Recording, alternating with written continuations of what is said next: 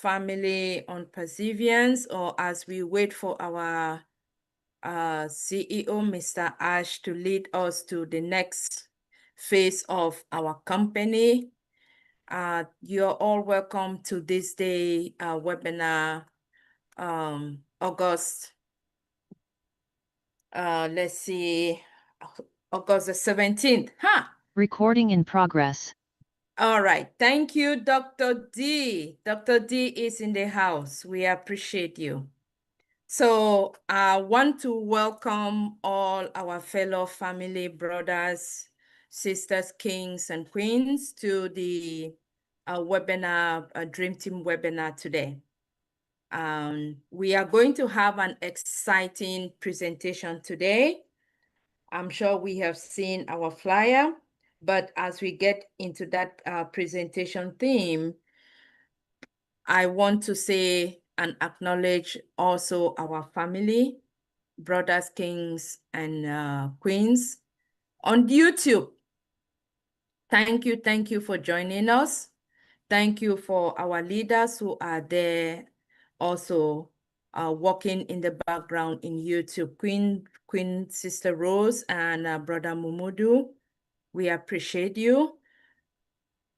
Thank you. And then going on as we are about to begin our webinar session for today, I want to call on none other than our brother King, Dr. Derek, to share with us our signature tune by our one and only Queen Lerato, the angelic voice that we Queen Carla, hear. you're fading away. Oh, okay. Can you hear me now? Yes. I think my volume is all the way top. Oh, 62, maybe. All right, I'm going to increase it. Thank you for letting me know. Very good. We are Okay, that is taken care of. Over to you, Queen Dr. Derek. But meanwhile, just some house cleaning. Dr. John, as our host, if we can mute everybody's mic so that anyone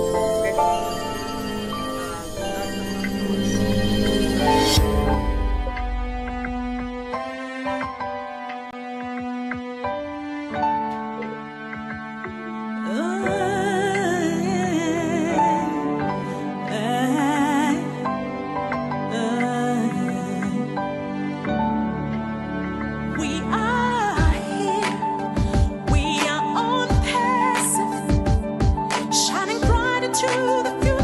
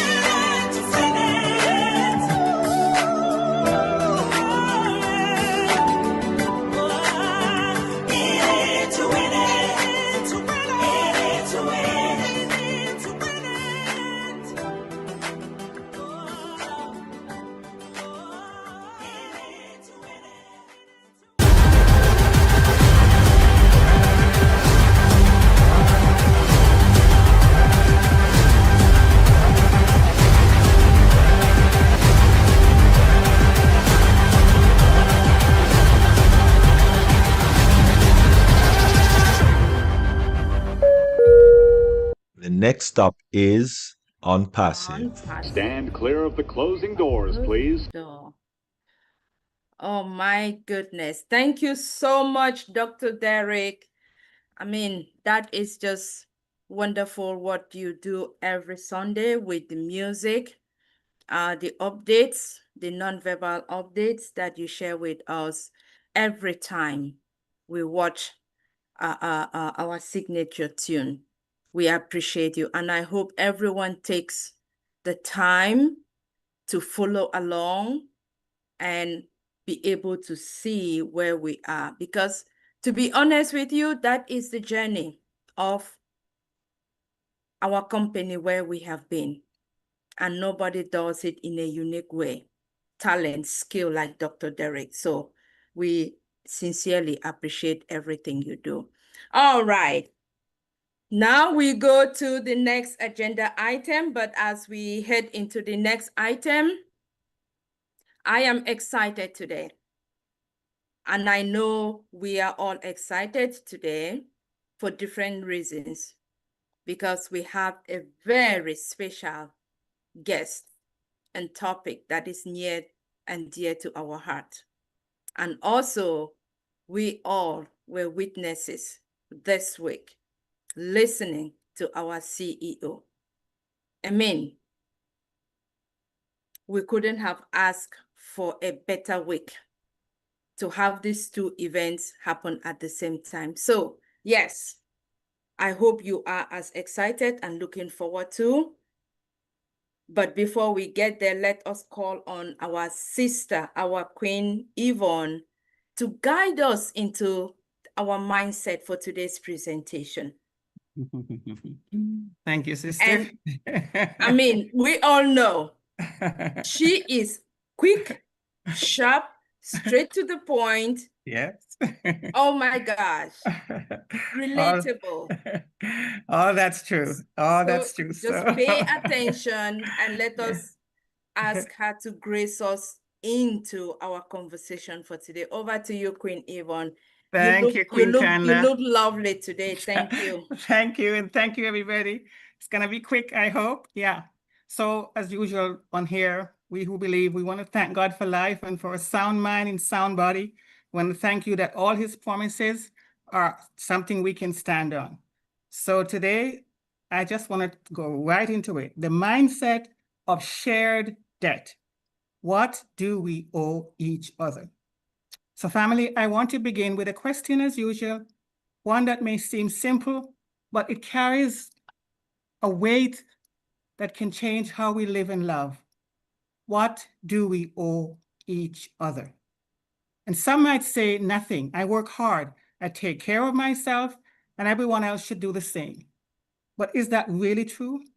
Or is there something deeper, something written into the fabric of our humanity that calls us to recognize a shared debt? One that cannot be measured in dollars and cents, but in love, in kindness, in responsibility to one another.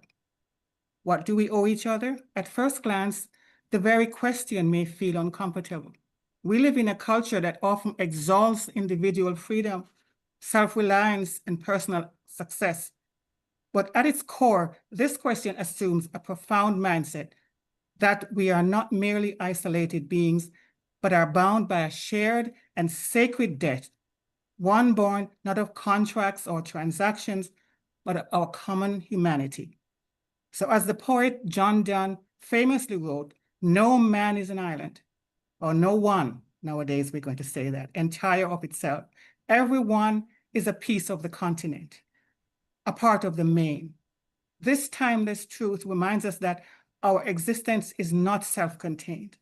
To flourish as human beings, we must acknowledge that we belong to one another.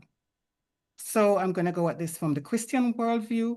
This shared debt finds its deepest grounding in Scripture. The Apostle Paul reminds us, let no debt remain outstanding except the continuing debt to love one another. For whoever loves others has fulfilled the law. This is in Romans 13, verse 8. This is not the language of economics, but of morality.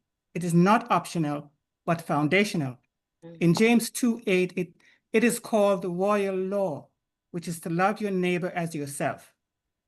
And then there's the creation story and our shared humanity. The book of Genesis presents humanity as created in the image of God. Genesis 1:27. This truth is not only theological, but deeply practical. If each person bears the divine imprint, then our responsibility toward one another transcends cultural, political, or social boundaries. And then there's Dr. Martin Luther King Jr. He captured this when he declared, "We are caught in an inescapable network of mutuality, tied in a single garment of destiny. Whatever affects one directly affects all indirectly." This statement resonates with the biblical vision that we are at heart a single human family. Therefore, Sister Yvonne, unmute yourself. you did me, Dr. John, you don't want to hear me? I know. What a sibling owes another, not just tolerance, but love, not just civility, but compassion, and not just coexistence, but care. And we have the model of Christ. This lofty idea is embodied perfectly in the person of Jesus Christ. He did not merely teach us about shared debt, he lived it by touching lepers, Matthew 8, dining with tax collectors, Mark 2, and welcoming children. Jesus shattered the barriers of exclusion. He demonstrated that to honor our shared humanity is to serve with humility and courage. The most dramatic moment of this ethic was when he knelt to wash the feet of his disciples in John 13. In a society consumed with hierarchy and status and power, Jesus redefined greatness as service. He modeled what leadership and love look like when expressed through hands-on action. He said, "I have set an example that you should do as I have done for you." It does not mean that we have to go around watching each other's feet, but it means to be of service as required when we can. And of course, the cross is the ultimate revelation of this debt. It was not a mere transaction to cancel sin, but a radical declaration of love. Christ's sacrifice embodies the willingness to give all for the sake of others. It reminds us that we owe one another. What we owe on one another may at times be inconvenient, it might be sacrificial, and it might even be costly. And to live out this debt, how then do we live out this mindset in our modern world? It begins with a way of seeing.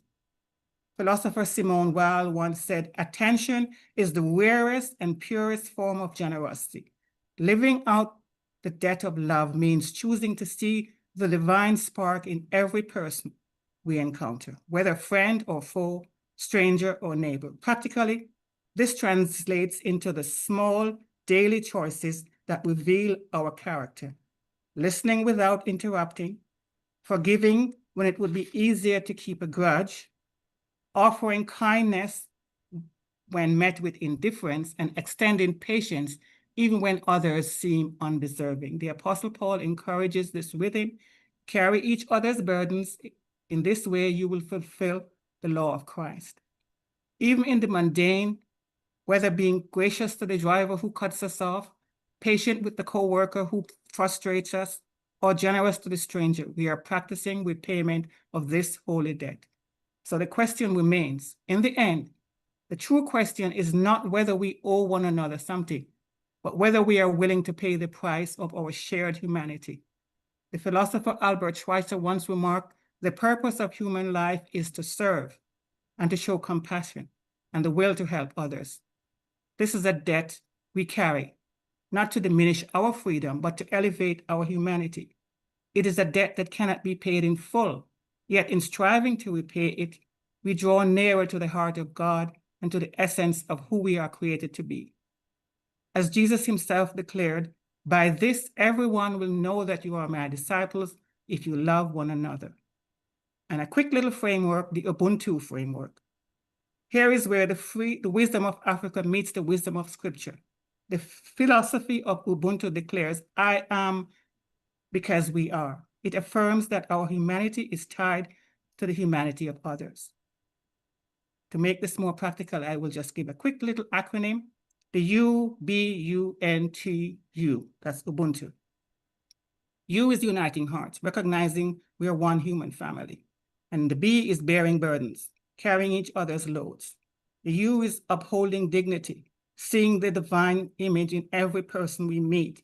The N is for nurturing compassion, daily acts of kindness and care. T is transforming through service, following Christ's example of humble service without self-promotion. And U is unlimited, unconditional love, the continuing debt to love one another. Ubuntu is not just an idea, it's a lifestyle. It is the practical daily repayment of the debt of love that we owe one another. The mindset of shared debt expressed through Ubuntu is not a burden, but a blessing. For in giving to one another, we discover our truest selves and reflect the heart of God. Let me just add that we will never do this perfectly. Only Christ could and did. Our part is to do our best each and every day. And so the mindset of shared debt is not a weight to drag us down. It is a gift that lifts us up and encourages us to come up higher.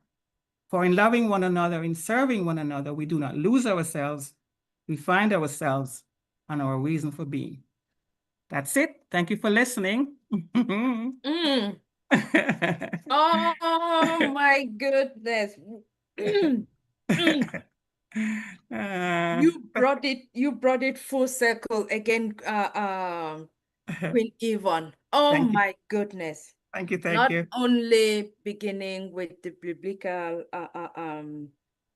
understanding, but facts, you also linked it to the African framework of Ubuntu. Mhm. Which is, yeah, I am because you are. Yes. Founded in the origins of the Bible, because those are the words of God. I am because you are. Yes. And Yes. everything that we are, our existence, our being, everything we do stems from him. Yes, and ma'am. so, like our neighbors. And Yes. so, you cannot live as an island. I love that word. Yeah. I recall in my formation years at the university when we were studying sociology. Mhm.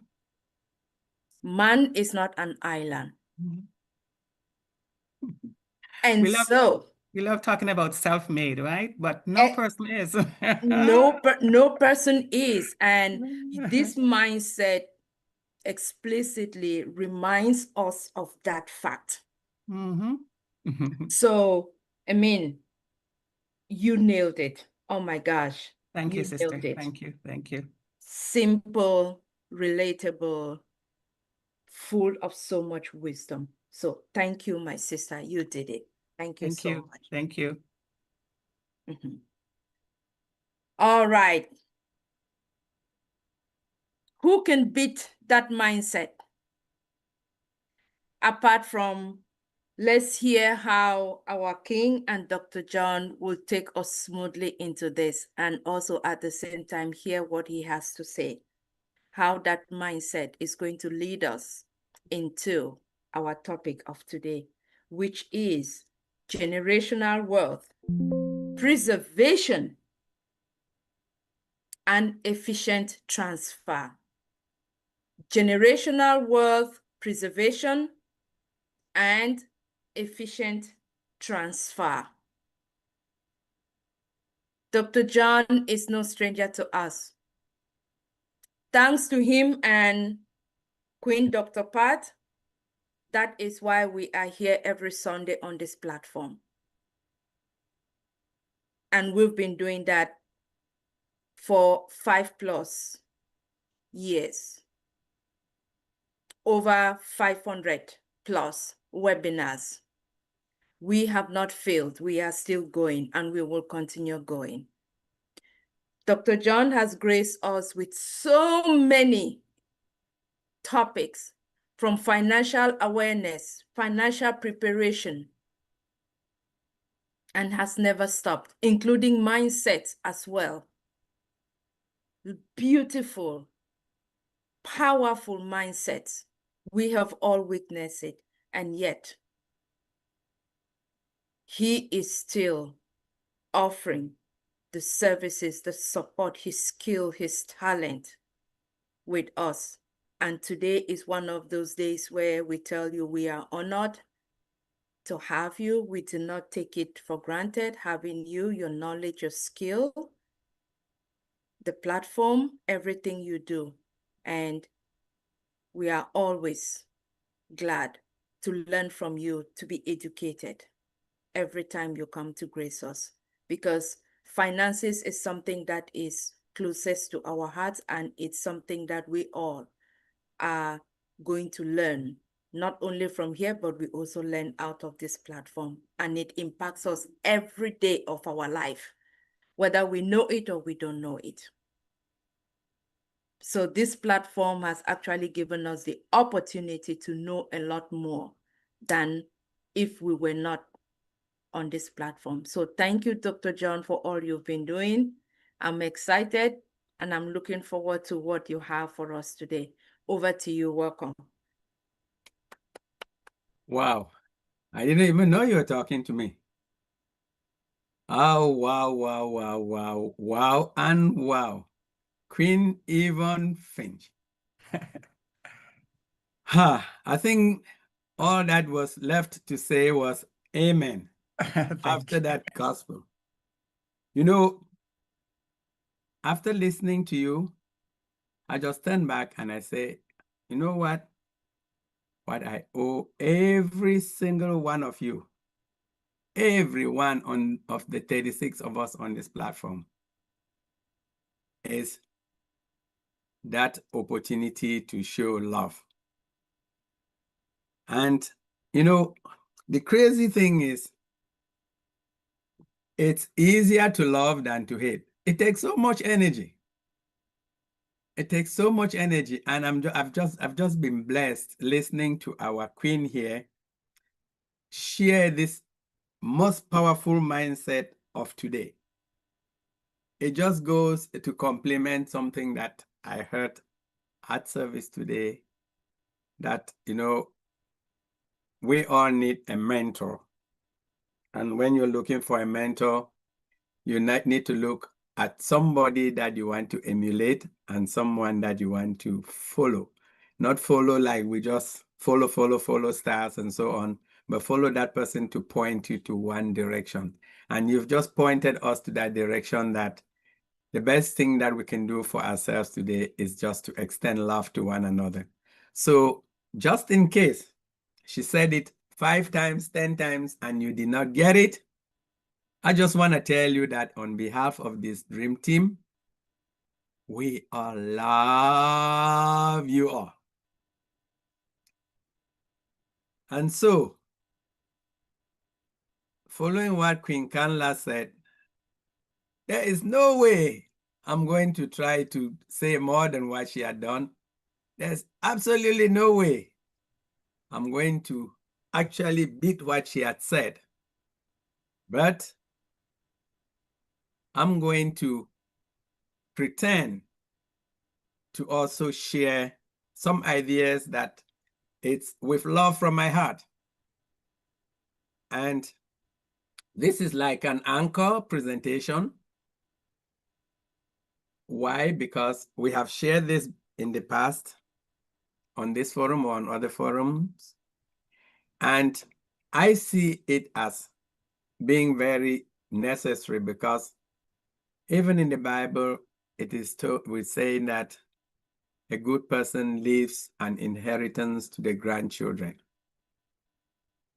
They didn't say to the children, you take care of your children, you leave an inheritance to the grandchildren. And so in this, our legalistic and in our contemporary world, how do we actually make sure that we can exercise that? So somebody like myself, from Africa, one thing that when I heard this topic actually resonated with me, and many of you, maybe not people who are out here in the United States more so, we realized that when many of us were growing up, our fathers had farms, they had homes, and they planted some crops that we normally call cash crops. Those were meant not just to be harvested and eaten this year, but those were meant to produce year in, year out coffee, cocoa, bananas, some of those things that would produce over and over. And when our parents, when we were growing up, they emphasized the need for education. And then you need education in order to take care of yourself, so to make things better in life. You need to be able to make some income, to be comfortable.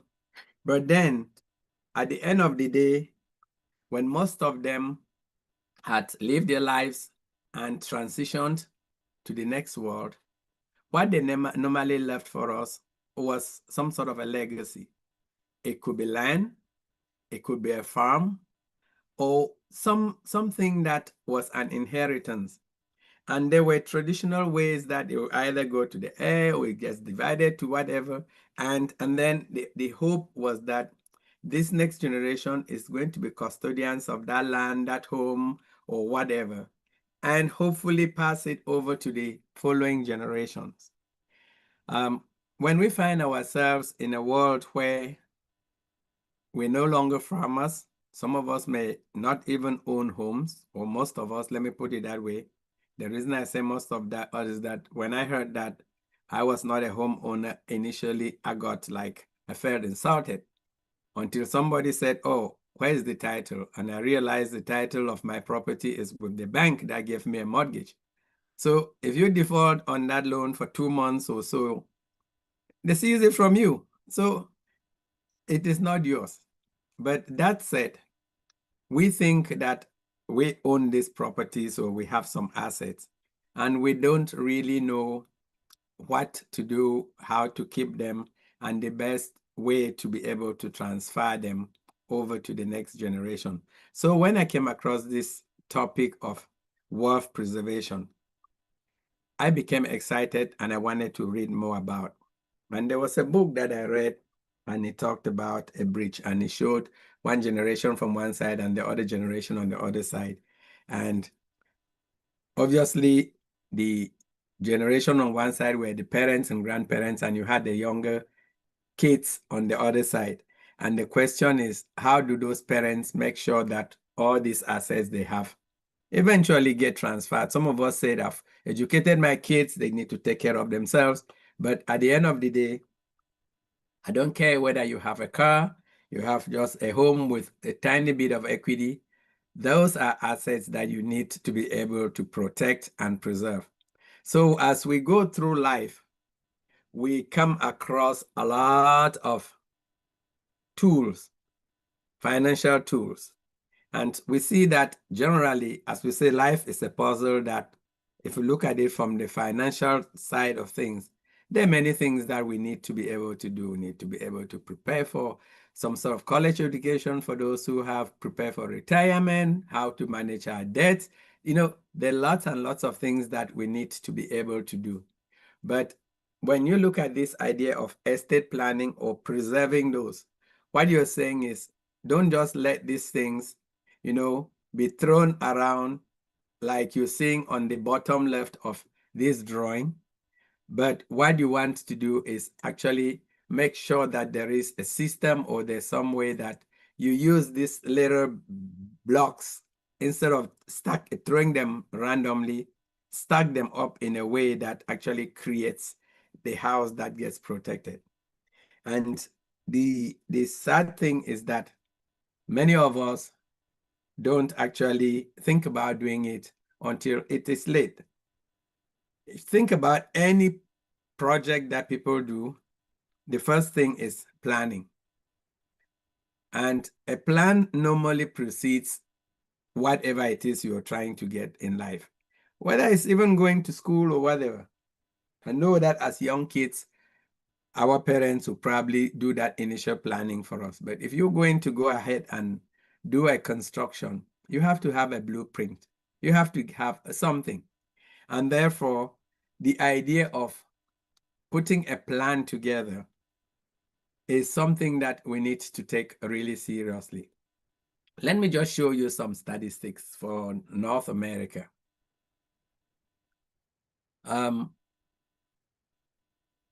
if you don't have a plan and the worst should happen, you know, a lot of it can just be taken off by costs that you never anticipated.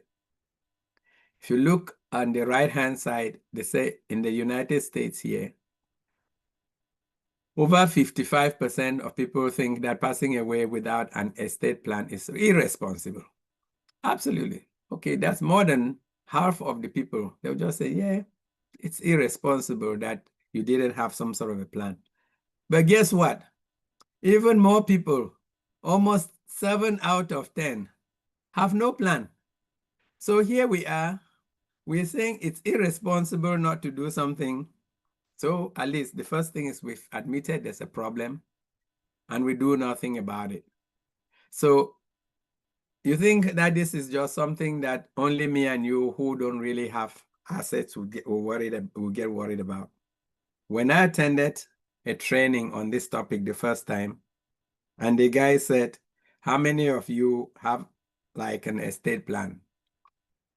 To me, the word that came to mind was estate. And I was thinking about the estate as what? Those millionaires that have accumulated a lot and need to shield them. So I put my hand up as those who didn't have it, obviously. And then the guy paused and said, how many of you happen to have a car? You have like some assets in your home, count your clothes if you care. You have some money in the bank, and you have a home with some equity in it. About 95% of the people put up their hand. How many of you would be willing to give away that equity on those things that you just listed? Nobody happily would give away their $5,000 or $10,000. So he said, you didn't think you needed an estate plan and you're not willing to lose the things you got. So how the heck do you think you're going to actually protect these things if something were to happen to you? So the key matter is that when it comes to legacy protection, I've said it, about 70% don't have. A lot believe that establishing a will before you get to the age of 45 is not necessary. Okay, I don't know, and guess what? A lot of people think that they would like to actually have some instructions laid aside for their loved ones if they're not able to make those decisions. Those include even some of the superstars we know about. So at the bottom here, you will see just some that you recognize, some that, depending on your age, you may not, that passed away.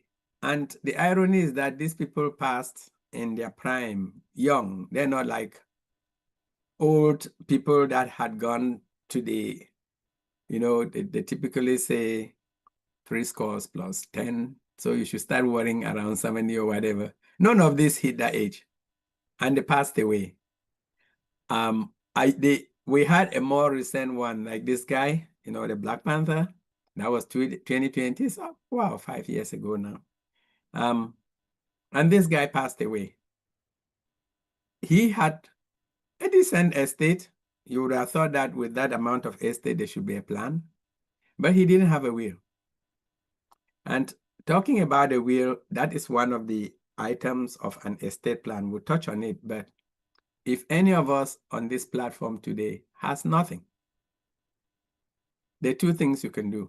One, just write one, even on a plain piece of paper, date it, sign it, keep it somewhere, and say that I, John, on this day, I'm of sound mind and I can think and breathe for myself. These are just some things I want to put down, and put them down, write them, put in a safe. If you want to go to a next step, there are actually free services online that would help you to establish what they call a basic living will. Why is it a will and you say living? Because you can change it and change it and change it. But this guy, if you remember, he passed away. He was sick just for a short time and he passed away. And If you look at the black line, or better still, if you look at the text that was written, according to court documents, the value of his estate is about $939,000, which the wife was in possession of. The documents also state that the appraisal of the known cash property will be made by a probate referee. So it was not going to be made by the wife, not made by the family, but it was made by someone else, a probate referee. And 2 years later, the probate referee came up and said, okay, this guy actually had $3.8 million of assets in his estate. And that was supposed to be split evenly between his wife and his parents. Okay, if you look at the math, 3.8, you divide that by 2, it should be $1.9 million each. But the statement below says 2.3 is evenly split between the families. Hang on. 3.8 and now 2.3 is being divided. Where did 1.5 actually go? If you look again, the black stuff on the left side, his wife gets 1.15, his family gets 1.15, and the government gets to get what? 1.5. Okay, so our Uncle Sam was sitting there, had no business in this guy's estate construction, but guess who had the majority of it? Someone else, not the ones that he cared about. So why is that important? It's important because he actually did not have that opportunity or the education or the advice to actually put together a plan for himself. And so when we talk about estate planning, we're not talking here that you wait until such a time that you have like $5 million, $10 million of an estate and you put a plan.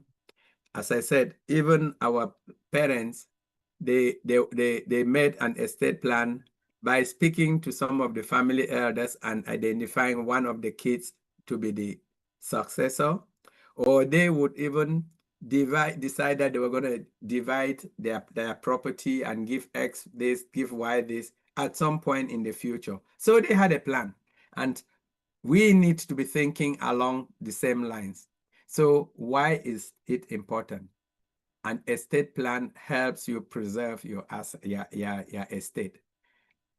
And part of that preservation is also protection. So why do people not do it? You know, something that it is only for the wealthy to worry. Again, that word estate, and when you think of an estate, it's something big. No, please. You are the king or queen of your own estate. And just like kingdoms and of different sizes, you know, yours might be a small kingdom or a large kingdom. It doesn't mean that you have to actually not care about its subjects, including your assets. Some people think it's too costly to get a planner. And the highlighted point is others will simply not think about it, believing that there's still time in the future. Okay, if you know that time in the future, if each and every one of us knew how long we're going to live in this world, I'm sure we would all, you know, live the most reckless lives. We're going to do some crazy things. And then when it is like 10 minutes to the time, you know, you sit down and start preparing your life properly. But that's not how life is. And then we have the fact that, as I said, life throws curveballs at us. And one statement I took, at least for us here in North America, if you don't, every one of us has an estate plan. As you just seen with Chadwick Boseman, that plan is either one that you put together for yourself or one that will be put together for you by some authorities using the word probate. Why then leave everything to chance when you have the opportunity to be able to do it for yourself? And the last bullet that I just want to talk about here is that because of all these things, these mindsets that people have, they just don't bother getting it. But the truth is that just as our queen talked to us about mindset, having some sort of a plan actually helps, give us peace of mind, that that there are certain instructions. We know a lot of people would have had all of these wills and stuff, and then when they pass away, children or some uncles or aunties, they just pop out from the woodwork and they want to come challenge it. That's a different story. But if you never had anything, those challenges could end up being that the person who is able to speak the loudest or have the deepest pocket is going to prevail. But if you had something down on paper, the game could be different. Now, what are some of the things that we need to do when it comes to putting our estate plans in place? We need to think that when you are preserving your estate, it's not just the idea of, oh, let me make sure it stays within my family, but you also have to start thinking about some things for now and later. Some of the things now are like control, protection, and use. And then some of the things for later include the taxes, which could also affect you now, as well as for later. I know just throwing this out on their own does not really make sense. This is probably the most math I'm going to do here. And this example, when I read it in the book that I mentioned earlier, and I'll dig I can't remember the title off the top of my head right now. What they said is, many of us have lived through the normal life where somebody passes away or somebody is about to pass away, and they just divide their assets amongst the children. So the example they said is, just imagine you had the opportunity to actually amass $1 million and you had 4 kids. If you choose to divide that $1 million between those 4 kids, each of them will end up with about $250,000. Now, let's assume that these children are going to benefit from it, but they at least try and preserve that capital. And they preserve it. Somewhere down the road, they each have 4 kids, and they decide to pass that $250,000 to them.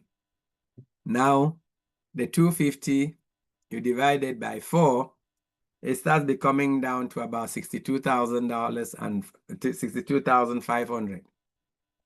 And if you replay the same story, excuse me, I'm gonna sneeze. Okay. If you play the same story and you move to the next generation, and each of them ended up with, again, say just 4 kids to make the math simple.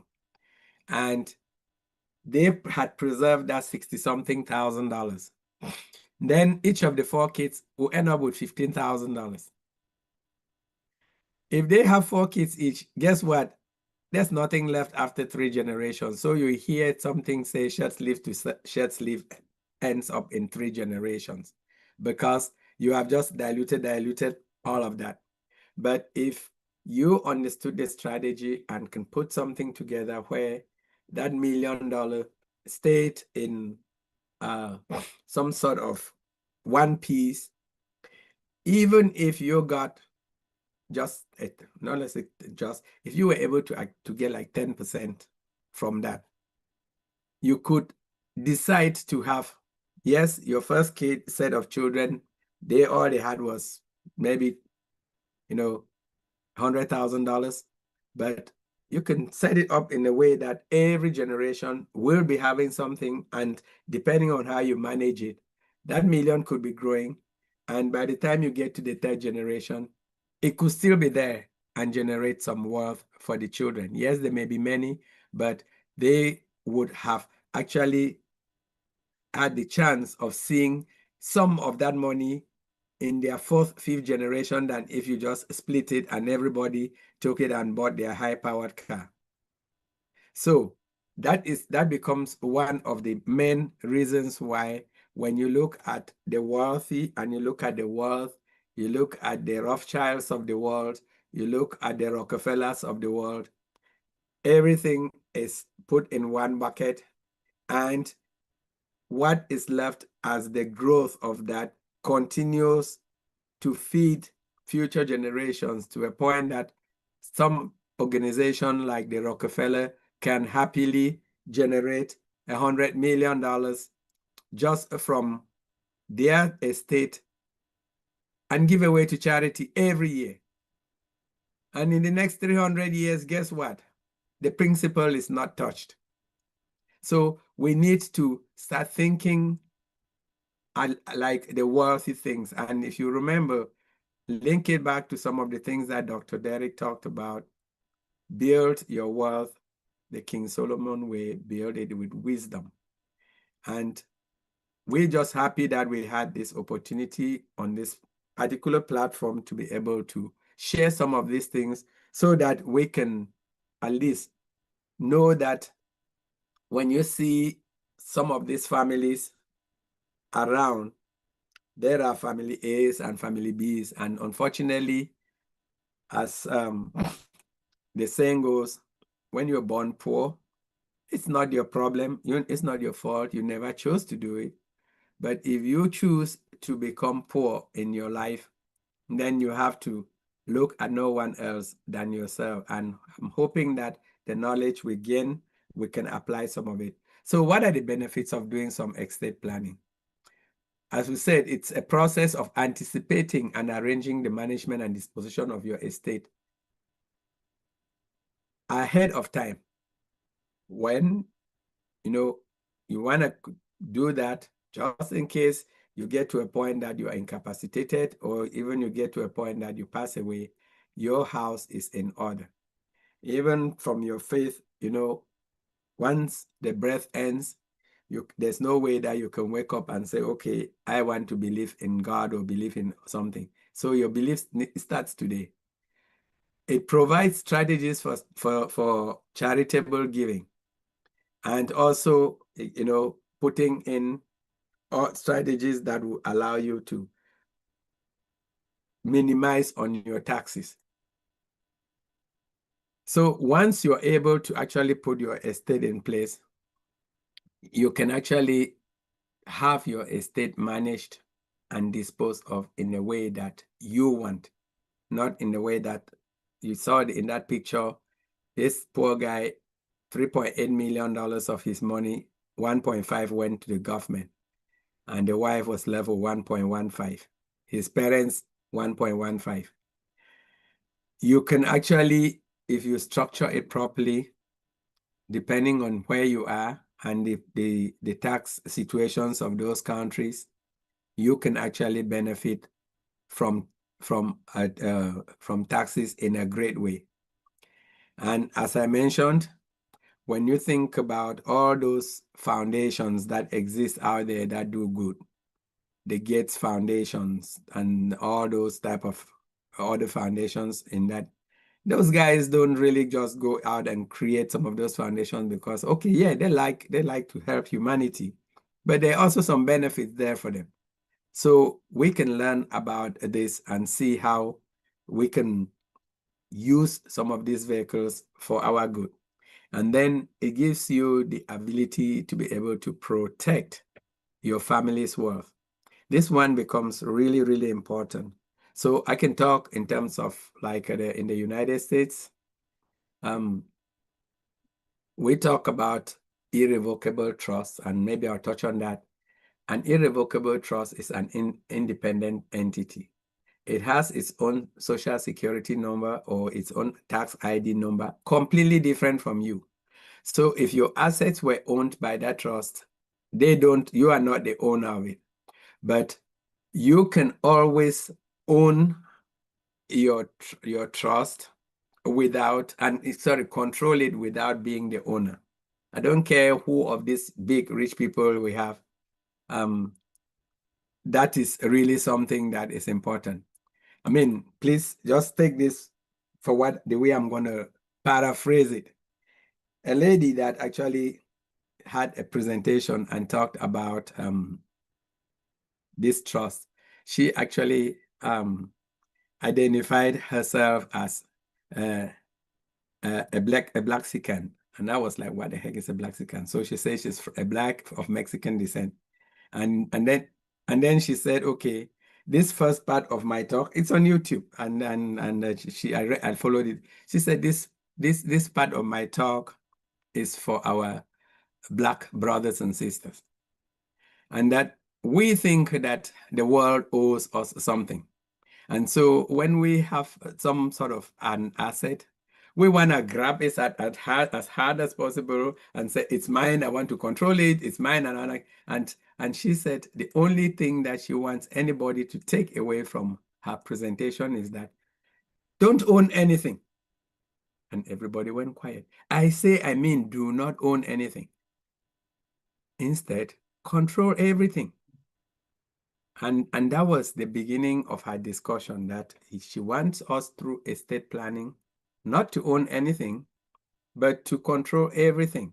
And so that's where some of these vehicles become very important. And so when you look at them and you start talking about the technicalities of trust, I think we've touched on this. There are some terminologies like anything else you come across in life. They have their own lingua. So a trust would have words like grantor, creator, settler. Whatever they mean, the simple thing is that those are the people who set it up. And they can set it up to be direct beneficiaries, or they can set it for someone else to benefit from it. And then a trustee is somebody who actually manages them, those trusts or those establishments for the benefit of those who it is set up for. And then you got like the beneficiaries, obviously, are the people who are going to receive the rewards of it. And you come across things like a trust fund, trust account. They, depending on what part of the world you are in, the words are almost interchangeable. And so when you want to go and set up your trusts, depending on the type of trusts that you set up, one of the key reasons, benefits why you will want to do that is to be able to control your assets and preserve them, but not necessarily own them. You want to control them, but not own them. So what are some of the different types of trusts that we can use? You know, before we finish, let me just finish on these benefits. So in terms of the asset protection, because I had mentioned that some of these trusts, depending on how you set them up, are independent of you. If Queen Yvonne had the Yvonne Family Trust, and she also has her assets in her name. I don't want to interrupt. And everybody else see the presentation? I don't know why I'm not seeing it. Am I messing up things here? Like my end, can you guys see it? No, we can see it. I can see it fine. Yes, I can see it. We can see it. It's my end. I don't know why I cannot see it. Okay, it's okay. I forgot it. All right. Okay. So you find a situation where, because I am so envious of Queen Yvonne, we get into some wrangle and I decide I'm going to try and take her to the cleaners to see as much assets that I can get off her. You know, I could even, you know, walk by and slip and fall outside her house and then tell her how dangerous her driveway was, and I've had an accident and it's made me to have nightmares in the night. I don't have to even have some physical thing, have some nightmares, and all of a sudden I cannot sleep well. I'm going to sue her for everything she has. And she comes up and we go through discovery and we find out that absolutely Queen Yvonne has no assets to her name, because all her assets are tied in a trust that she just happens to be a beneficiary, or maybe a trustee, but that is completely a separate entity from her. And so guess what? There's nothing that you'll be able to do. I'll say this poor lady, and then I go my merry way. play it another way. She decided to just hug onto every piece of asset that was hers. When we go through discovery, and this is a true story, it happened to me. When my kids were involved in a no-fault accident, and as I said, after a couple of years, the young man thought maybe they can get money from the car insurance company. They sued. Okay, John Ajongwen was not a driver, was not even in the state when the accident occurred, but the car happened to be in my name. So I had a stack this thick that came. And they told me part of the thing on the discovery was to list every single asset that I had. Retirement savings, stocks, bonds, houses, cars, that literally this everything. And then at the end, you had to sign that, you know, I declare that under perjury of law, I have declared everything. And I called the car insurance or the auto insurance company and say, hey, what the heck is this? And they say, oh, it's discovery. And I said, what's it about? And the lady at the other end said, well, I think they're doing phishing. And what they're going to do is, if they come out and realize that you have a lot of assets, what they're going to do is they will not sue the auto insurance. They're going to go after you personally. So the idea is, if they came up and I completed this paperwork and they saw that this guy has $100 million, what they will do is they will sue me for 200 million. And now I would sort of say, you know what, I will be completely wiped out if I go and pay 200 million. So if I had that 100, I may decide at that point to go and settle for 5 million, you know, get them off my back if I had 100 million. Now, when the guys, if they go through their discovery and realize that this guy is kind of some useless guy, is really has just like $50,000 worth of assets, they will stick with the insurance company because there is a $1 million liability on the insurance. So making sure that your assets are in the right bucket becomes really critical, because after that incident, I started realizing why this idea of asset protection is something that people talk a lot, about a lot. So really, your trust start becoming very important for financial management. It becomes very important for that preservation of that asset, those assets, both now and in the future. So if you had a situation where one of your kids was young, below a certain age, and the parents had some assets in their name, or they were part of a trust, or no, not part of an inheritance. In most cases, those assets would be held by the courts until the person is of age. But if you had created a trust where these assets were in there in the first place, you could even define within your trust how you want those assets distributed. And that statement includes something that somebody talked about, controlling your wealth even beyond the grave. This is very important because I learned this from a wealthy guy who said he had set up his estate and he knew that his family would be taken care of for the next 370 years. That's 4 centuries. His family, and they'll be following his instruction. So he mentioned in the presentation that there were a couple of specific things that he values very, very much for him and his family. And he has put those inside the trust for anybody to qualify as a beneficiary. One, he said his trust would support the beneficiaries towards the purchase of a home. Not that they're going to buy homes for them, but they'll pay something towards a down payment. And he actually stipulated that the purchase towards the down payment of an average 4-bedroom home in the town you live. So if you choose to go live in Toronto, which is an expensive place, don't say, give me everything in the trust, because they're not going to just do that. He said the trust was going to help provide some support the beneficiaries through education.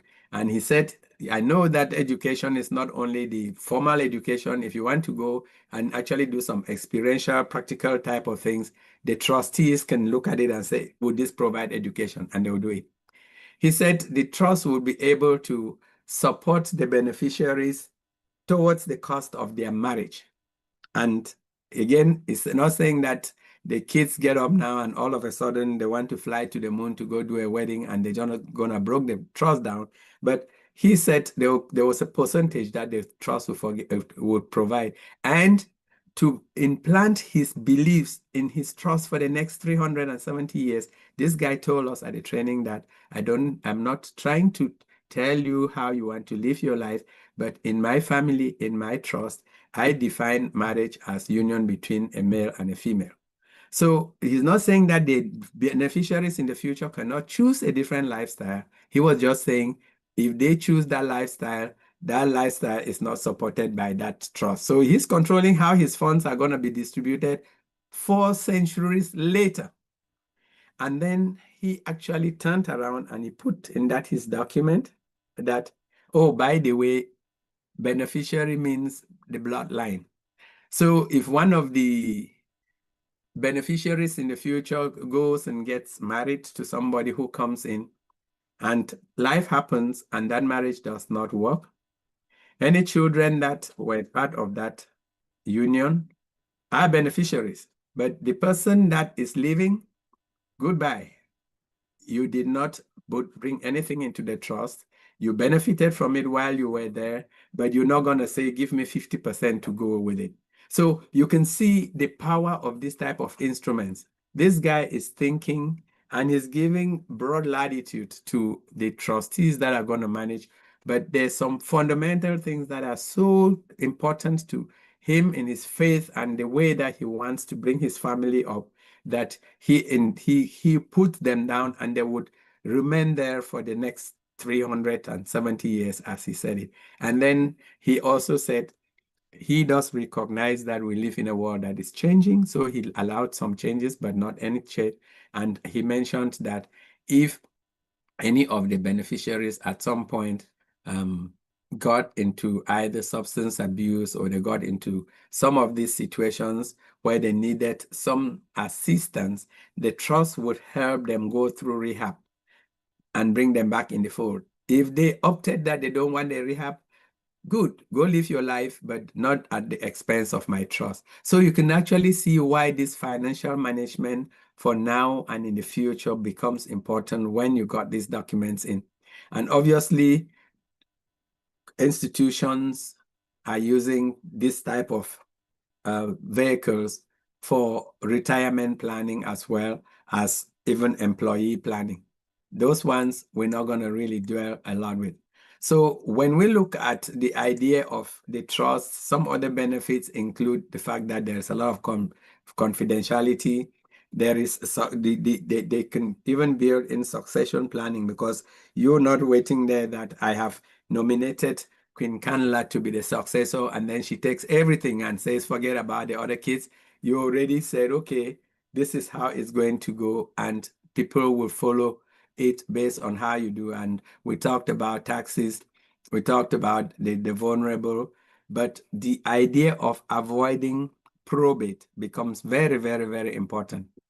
Just think about that first slide I showed you. If this guy, Chadwick Boseman, had all his assets in a trust, that trust did not die the day he passed away. All the things that would have continued, every instruction would have continued as if he was alive. If he were if he were a trustee to that trust, then that trust will have a way to replace the trustee.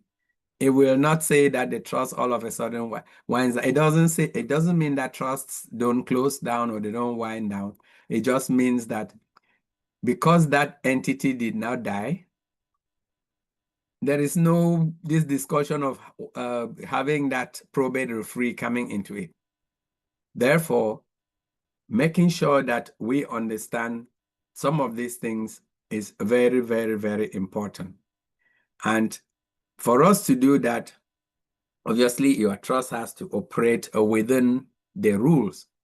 So the people who are responsible for managing it, they need to make sure that that the trust has its own special tax ID. They have their own bank accounts, and you actually work with somebody who understands how to move assets in and out of the trust so that you don't instead create a tax problem by doing that, as well as other good practices that either trust firms, some CPAs, or attorneys will be able to help you out with. Now, I was talking just in generality here, but what I also want to just touch here really is that when we talk about trust, they like two basic types.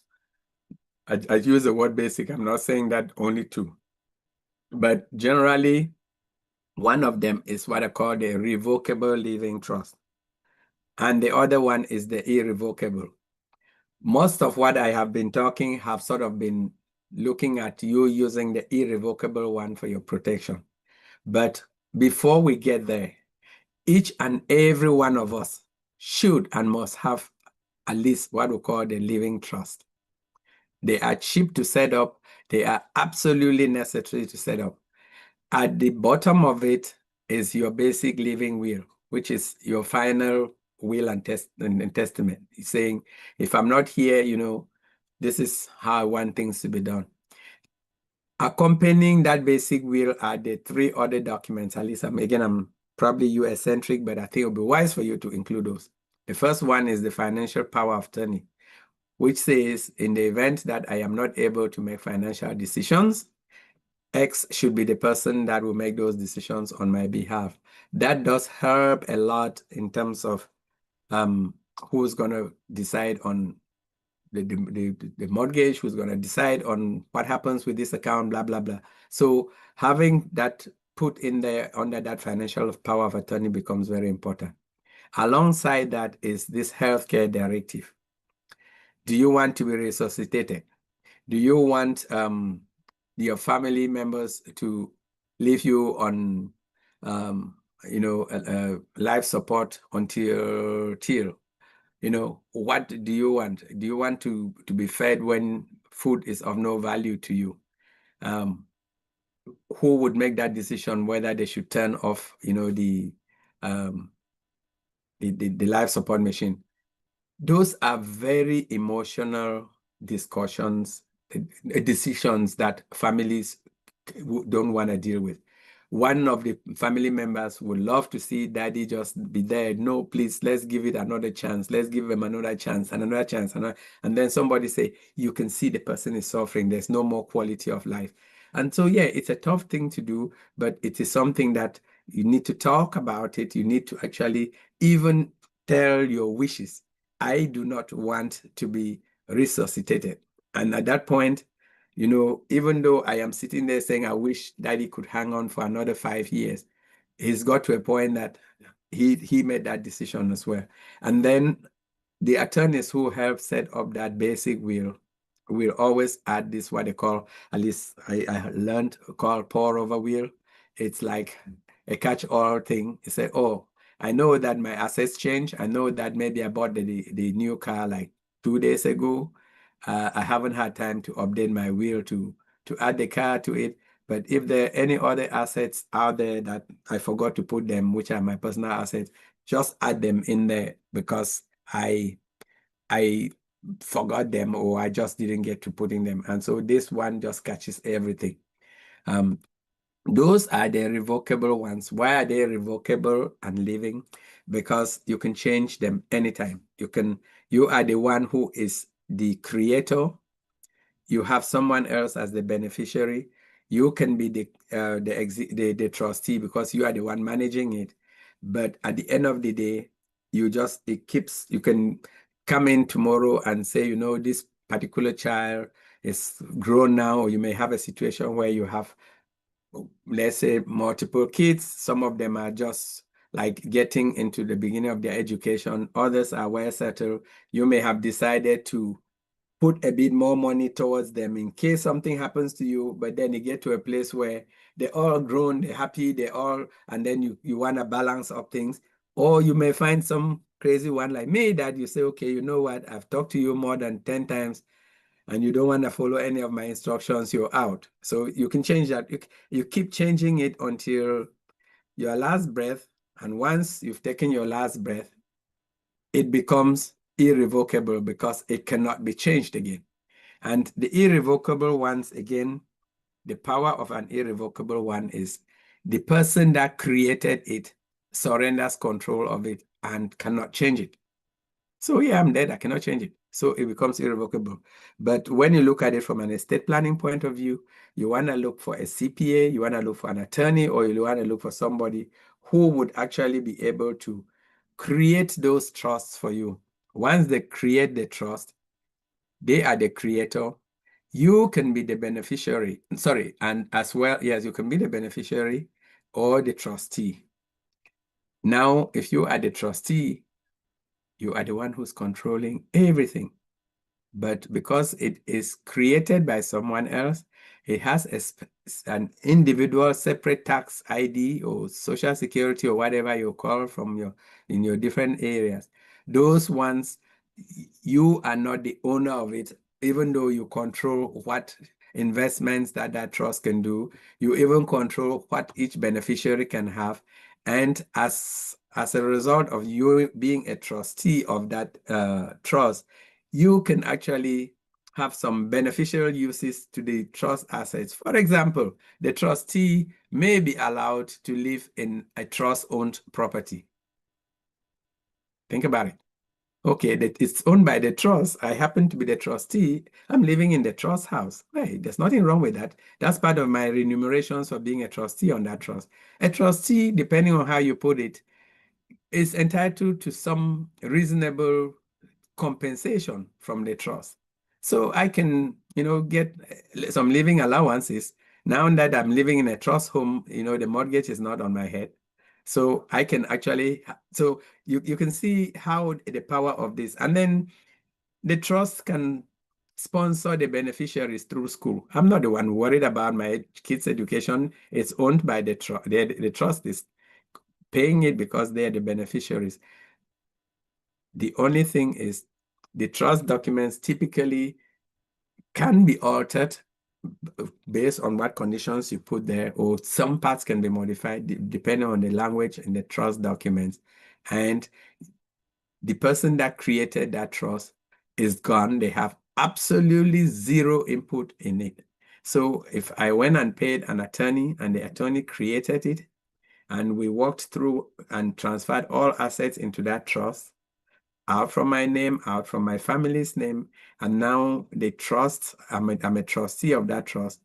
This is where I am in control of every single one of my assets, but I own none of them, and I can benefit from them.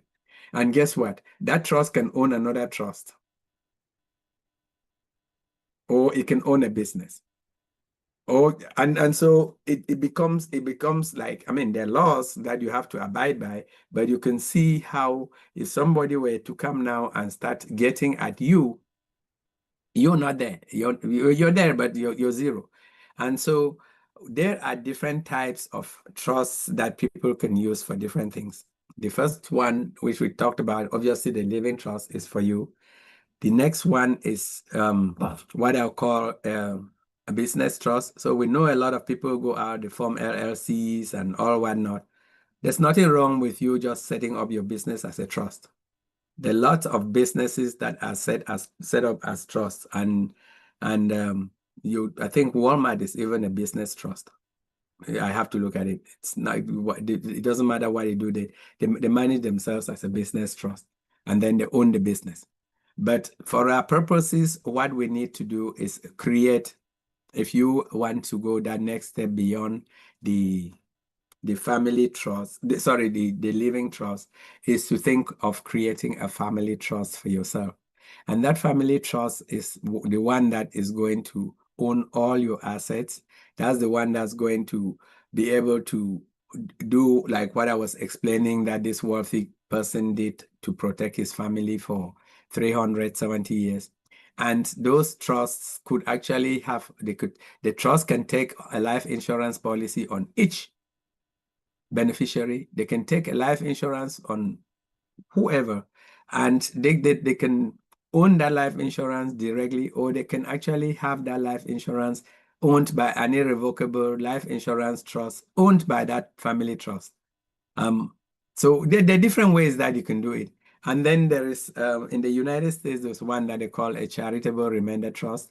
These ones are not like, I want to just clarify that they are not charities or charitable trusts, but they are just tax optimization vehicles. What I mean is, at the end of the year, at least again, based on the US here, your trust, your family trust is supposed to do tax filing and say, okay, the trust had this income, they had these expenses, blah, blah, blah, and these are the net proceeds of the trust. You could choose to pay taxes on those assets, or you could choose to just donate those assets to a charitable remainder trust. And now there's some rules that govern how the charitable remainder trust operates. For example, one of the rules here in the States says, as long as that trust gives away a minimum of 5% of their income to a recognized charitable organization, then there are some tax advantages to the beneficiaries or the owners of that trust. So you could have a family trust that chooses to donate some of their income or their net proceeds to the charitable remainder trust, which then does that, meets the charitable donation, and some of that money that's left there will actually enjoy tax advantages. Why this one says charitable remainder is that if at the end of the day the trust is closed or the trust is no longer viable, whatever is left goes to a good charitable organization. So when I go to the last slide, you'll see how if you actually think outside of the box and look and put this together in a right way, it could be very powerful. And then you have what we call the private foundations. The private foundations in the US here, they call like the 501c, or in different places, that's just a tax designation. So things like the Clinton foundations, the Gates foundations, those are like private foundations. And those foundations, they do a lot of philanthropy, but nothing stops. As far as those foundations are concerned, there is a certain amount of their income that can be used for charity. And then they have all this staff that are running those charities. And some of the people running the charities, if you remember very well, like you'll see that some of the spouses of the people that set up those foundations end up being like the presidents or CEOs. So as long as your family is really into philanthropy, there's nothing wrong in actually having them full-time employees and executives of these private foundations, as long as the foundation meets their tax requirements. So when you look at all of these vehicles, the fiduciary or business trust, working together with a family, working with a charitable remainder trust, and working with a private foundation, when you follow that round circle, there are tax filings required for each stage, but you can literally go around that wheel and the tax burden becomes so minuscule, and you're able to still do what you want to do. So let me just end by sharing this one here. And my hope is not that you're going to read every slide of it, but I just want to share that, okay, you have on the far left-hand side of this graph, excuse me, you have like some smart guys, they created like their company. And that company, let's say it has these 4 people there, and each person, that company makes $1 million. They have an expense of $500,000, and there's $500,000 that's left that is taxable income. And they decided, you know what, we're gonna just distribute it to the different people based on their ownership. Now, Mr. Alex here has understood all these ideas of financial planning and good stuff. And he takes his own share of the funds. And instead of just saying that that was my income and go pay tax on it, he takes his $125,000 that he made and he gives it away to a fiduciary business trust that he just gives it. It's an irrevocable trust created by somebody. He may be the trustee on that, but the fact that he's gifted it away now means he has no tax liability. Now that trust actually takes it. It has some business expenses and other things. And let's say that there were expenses of about $25,000. There's $100,000 that's left there. If they choose, based on today's tax laws in the United States, to go file for taxes, they could actually pay about 40% of that $100,000 in taxes. But now this trust now is very, very generous, and they chose to donate the $100,000 to Mr. Alex's family trust, which is an irrevocable trust, legally established. He may or may not be the trustee. And that trust now also incurs some business expenses. And now it's left with $75K. It can go and file the taxes and pay 40% of that $75K, or they can choose to actually donate that $75K after these $25,000 tax-free expenses to a family charitable trust that Mr. Alex created. And that family charitable trust, it takes that $75,000. The law states that they have to donate at least 5% of that money to a charitable, to a recognized charity, registered charity. Now they basically go in there and they meet their criteria. What is 5% of 75,000? 3,750. It's okay. I have a private foundation that I created. I need to give it some money. I'm going to send them 3,750.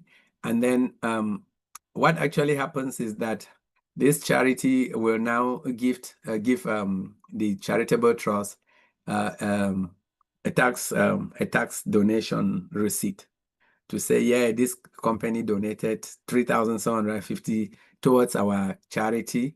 And so this trust now has $71,000. And that $71,000, it actually enjoys preferential tax treatment in the sense that about 50% of this could be used by the founders tax-free, literally. And the remaining 50%, if they were to file taxes, or by the way, they did actually give away 3,750 to charity. So that gets even subtracted from half of this for the purpose of taxes. So bottom line is, by doing this merry-go-round here, they would probably be a tax burden of maybe $60-something thousand that is possible, that could be taxed. But this trust now, because it's a charitable remainder trust, may or may not pay those taxes. Why? Because they know that the time that this trust does not exist, whatever is remaining here would go. So this trust could decide that I'm going to give 50,000 to my charity. They could play on any number. It reduces the tax burden here. So you can see here that even if the balance here was 71,000, Mr. Alex started off with 125,000. They actually are liable for 50% of a tax here because of all the good that they have done along this path here. And by the way, this 25,000 may just have gone towards paying for a life insurance by the trust on the life of Mr. Alex, and the life insurance is the owner. It doesn't really matter, but I hope you get the gist. Now, Mr. Alex's private family foundation does a lot of charity. They have kids in Africa that they have been sponsoring. They have some other families in South America or here in the United States or anywhere that they have been sponsoring directly out of pocket, getting no tax returns from them. Now it's being run officially through a charitable organization.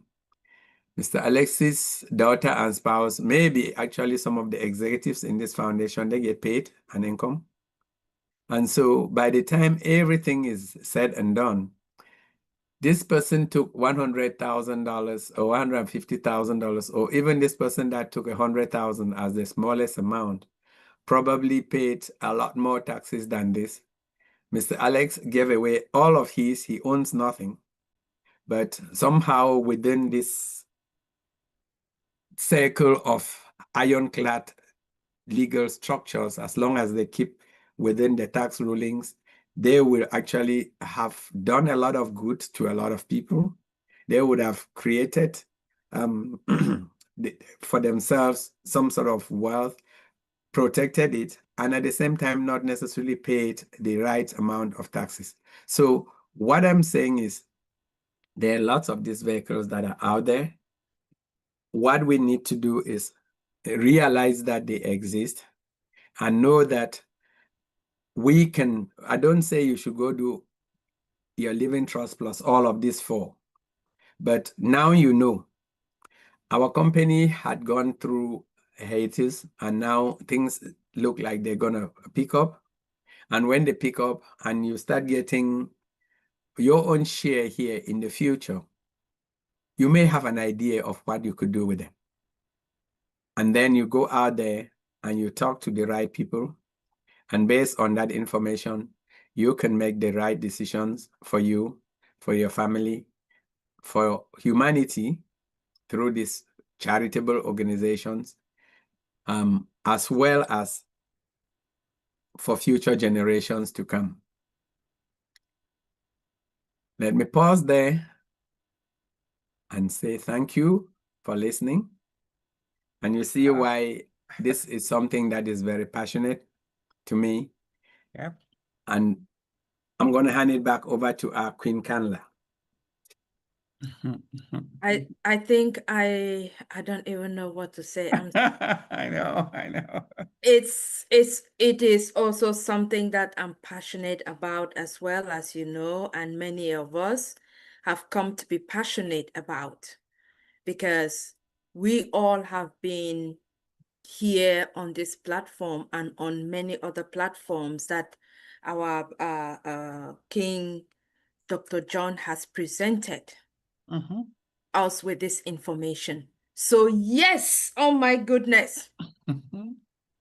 Oh my goodness, where can we find that that deep, powerful, encouraging, insightful, thought-provoking information? If we were all to go back to school and sit within the four walls of the classroom, can we even get this depth of knowledge about trust and our financial well-being? We may, I'm not saying entirely not, but the in-depth, because this comes from real life practical experience as a financial professional. You gain this when you interact with other families, people in the field, one-on-one. And so that is a lot of information. I will not even try to say anymore. I will just let everybody take it in and allow other team leaders, if they have something to say first, and then while I wait. But for now, let us all take it in, think about it. If you have your questions ready for Dr. John, or if you need some concepts to be explained again, whatever you did not understand, feel free, be ready, raise your hand and ask to be permitted to, participate, or put in your questions in the chat so that we are able to answer all your questions when it comes to this topic that is so dear to all of us. And that is very crucial, especially as we continue on this, our journey, because this is going to be our business. It will come, that time will come. We don't want to be left behind, and we don't want someone else to make that decision for us, right?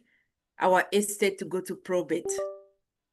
No, I personally, for one, I know I will not want that. So my hope is now is the time with the knowledge, we start preparing and we start putting things in place. So, I mean, a round of applause again for Dr. John Ajongwen. Thank you so much. That was powerful. That was powerful. Amen. Okay. Amen. Yes. So I leave a little room to our leaders who may want to say a word or two before I go. We call on Dr. Derek for updates. Yes, Dr. D, I can see you coming through.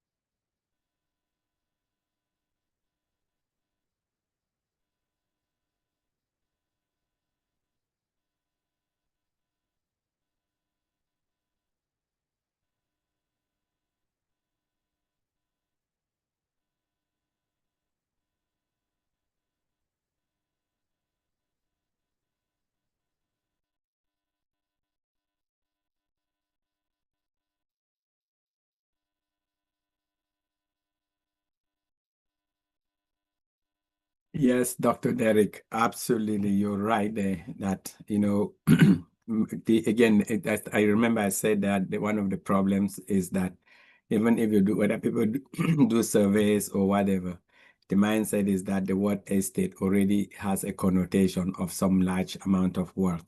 And what I said is at the very bottom of it, those of us who think that we have just $200, we should even first of all consider. Remember, I said, even if you forget everything else I said, we should at the very least have our living wills. That is part of the estate planning. Just write those instructions. And I did mention, even if you don't want to go get an attorney or you don't want to use some of the free services that are there, let your will be known. Because if you don't do some of those things, you're leaving a lot of responsibility, you're leaving a lot of stress on the loved ones when it comes to making the decisions, and it actually starts. It could actually break families. Like once somebody will say, divide the land and become those King Solomon. Let's split the child up, or you can own it. Those type of things. So they're very basic. Every one of us, and I mentioned, and I'll say it again, is we need to get our own living wills, because that gives those instructions, your final wishes. You want to put them down, because it's gonna if Chadwick Boseman had even had a will that he had indicated that he wanted his estate to be split up between XY, that the probate amount would probably not have been the whole 1.5 million. It may have been something, but because they would have had to pay taxes, but it wouldn't have been the whole thing. So yes, you're right, Dr. D. When it starts coming to estates, we want to make sure that we start with the basics, which is you want to have your living will. You set that up and make sure that you have those elements of financial power of attorney, healthcare directive, and just the lawyer who's helping you would add that pour over. Once that is done, then the question is, do I need to actually start going the route of the family foundation? That is the first one. I told you, you don't need to do all the 4 in that circle I showed you. You may choose to just have a family foundation if your intention is not to just divide things amongst your kids. You want to keep them together. The best way to keep them together is to create that family foundation. And it doesn't have to be $1 million. It may just be your house that you want to keep it in the family name. It may just that may just be what you want to do. But obviously, if you're going to go out there and somebody is going to ask you to pay $2,000 or $3,000 to set up something that you want to just preserve $5,000, it doesn't make financial sense. So that's really where you need to make the balance. But then as you grow, I just want you to be aware that the other options are there. Thank you, Dr. John. Thank you very much. Wonderful. Yes. Thank you, Dr. John. Yes, Queen Yvonne. Yes, Queen Candace. How can I help you? Yes. Do you have any question or anything to say? Yes. Well, it's something Dr. John has done before, right? But he's coming at a different way and just refreshing our mind. And I just think what Dr. Derek said is correct, but that's our problem, our mindset. Because the thing is, these things are available to all of us. And in this case, it really is not about size, right? We all have an estate, as you just said, whether it's 5,000, 8,000, whatever. And in this case, size doesn't matter. But of course, the cost to get all this set up might outweigh whatever we think we're going to be putting in these instruments, right? And I was looking at the irrevocable trust, and I think, is Dr. John saying that, is it like a corporation in business? So you control, but you don't own? Is that the idea? That's what the irrevocable trust is all about, correct? Dr. John, you're not speaking. Well, you're speaking, but I'm not. Sorry. Muted, but sorry, I'm actually saying yes, and I didn't realize I was muted. Okay, sir. All right, and so these instruments are all available for any one of us, from Joe Blow to Joe Millionaire, right? It's just, yes. Do we have the finances to and you're not advocating anything illegal here, no matter how roundabout it seems. The government is getting their taxes, and we're just trying to make sure that we minimize our money going to where we don't want it to go. There's nothing illegal about these things that you're talking about. No. Right. One global movement, which is ways where I'm also in that group, it's managed to, it's a very roundabout system, it looks like, to get to the 501c, but they're a 501c, so they already have done the groundwork. It's a nonprofit, and you need that, the 501c. Is it the same as the one that you're talking about? Yes, and I just saying that I'll just show you how you can incorporate that into it. And somebody who already, for example, you just mentioned whether it's a 501c or it's the Red Cross or some other Right. recognized foundation out there. If you became that wealthy type of individual that you set up that charitable remainder trust, you can still donate those funds to any recognized establishment. Right. It doesn't have to be yours. I'm just saying how people use all three to their benefit. Yeah. And the last thing I want to ask, on the last slides, when you talked about Mr. Alex there, is it him? So did he not get anything to live on, or am I missing a point there? How did he get, okay, he got 125,000 out of the 500 that was left over, right? That's his pay? Is that what he earned? That's what the company, he is part of an LLC on that slide, and that LLC met net taxable of $500,000 and distributed among the four of them. Yeah. He had his 125. Those 125, there is like $25,000 of business expenses that he incurred from his 125. That was that because he had gifted the 125 to his fiduciary trust. That trust actually incurred those business expenses. Now there was like 100 left, and that 100 now got gifted to his irrevocable family trust. He is the trustee of that trust. He's not the creator. Okay. And what I'm saying is that trust may actually own a house that it pays a mortgage on. And Mr. Alex just happens to be living in the family-owned trust. And the trust may also take a life insurance on Mr. Alex because they think of him as somebody important. And now, after they have spent their 25, their 75 that went to the charitable remainder trust that was set up by Mr. Alex. He is the creator of that one. Yes. Now, that trust donated something to any private foundation.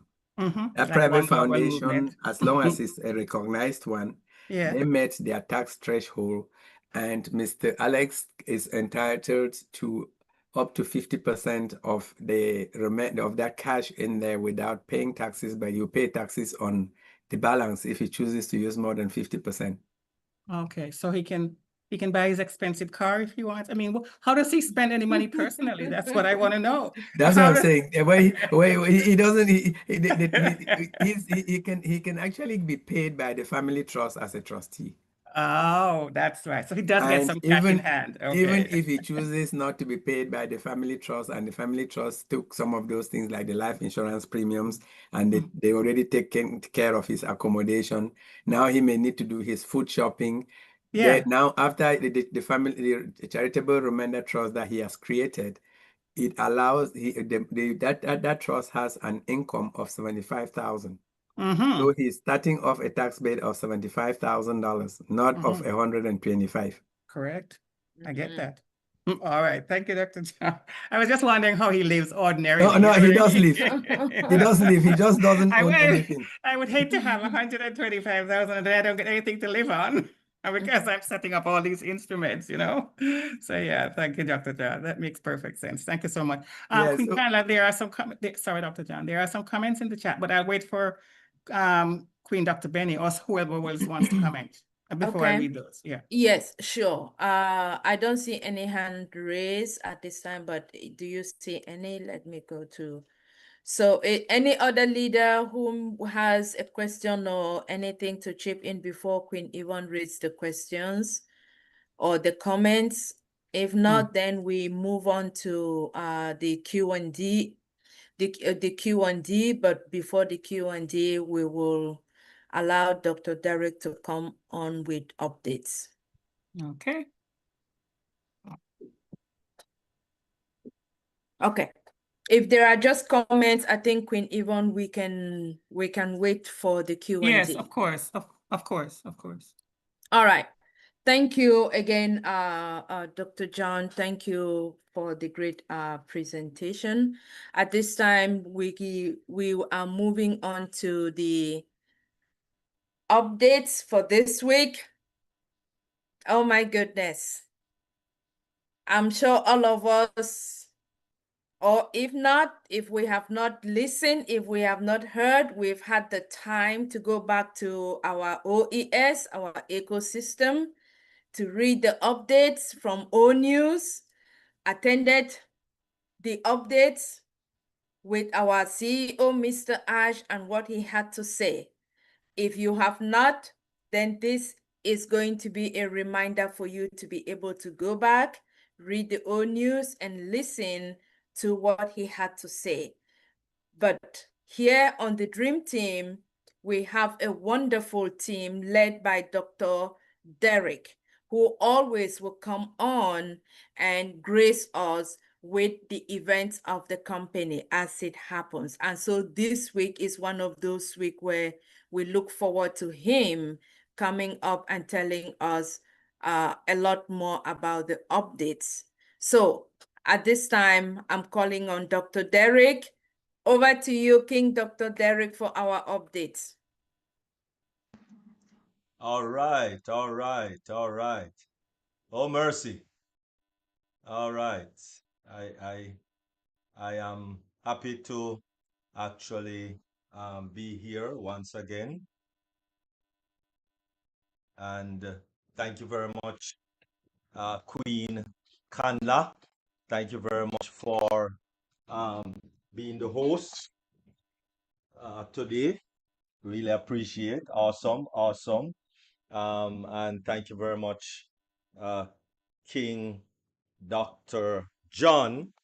Really appreciate your presentation. And I'm not sure why. Oh, my video is off. I'm not sure who turned on the video. Oh, okay, all right, it's working. Oh, mercy. Yes, we All see this you while, now. so hold on. All this while I was talking, there was no video.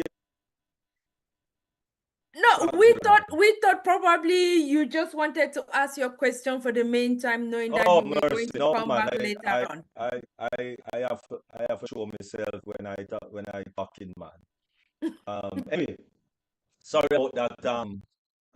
People, I really appreciate it. Was not intentional to not have on my video.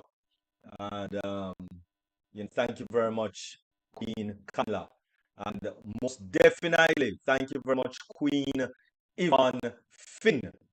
As you know, the mindset is of tantamount importante, very important, very, very important in our lives today, right? Because I tell you,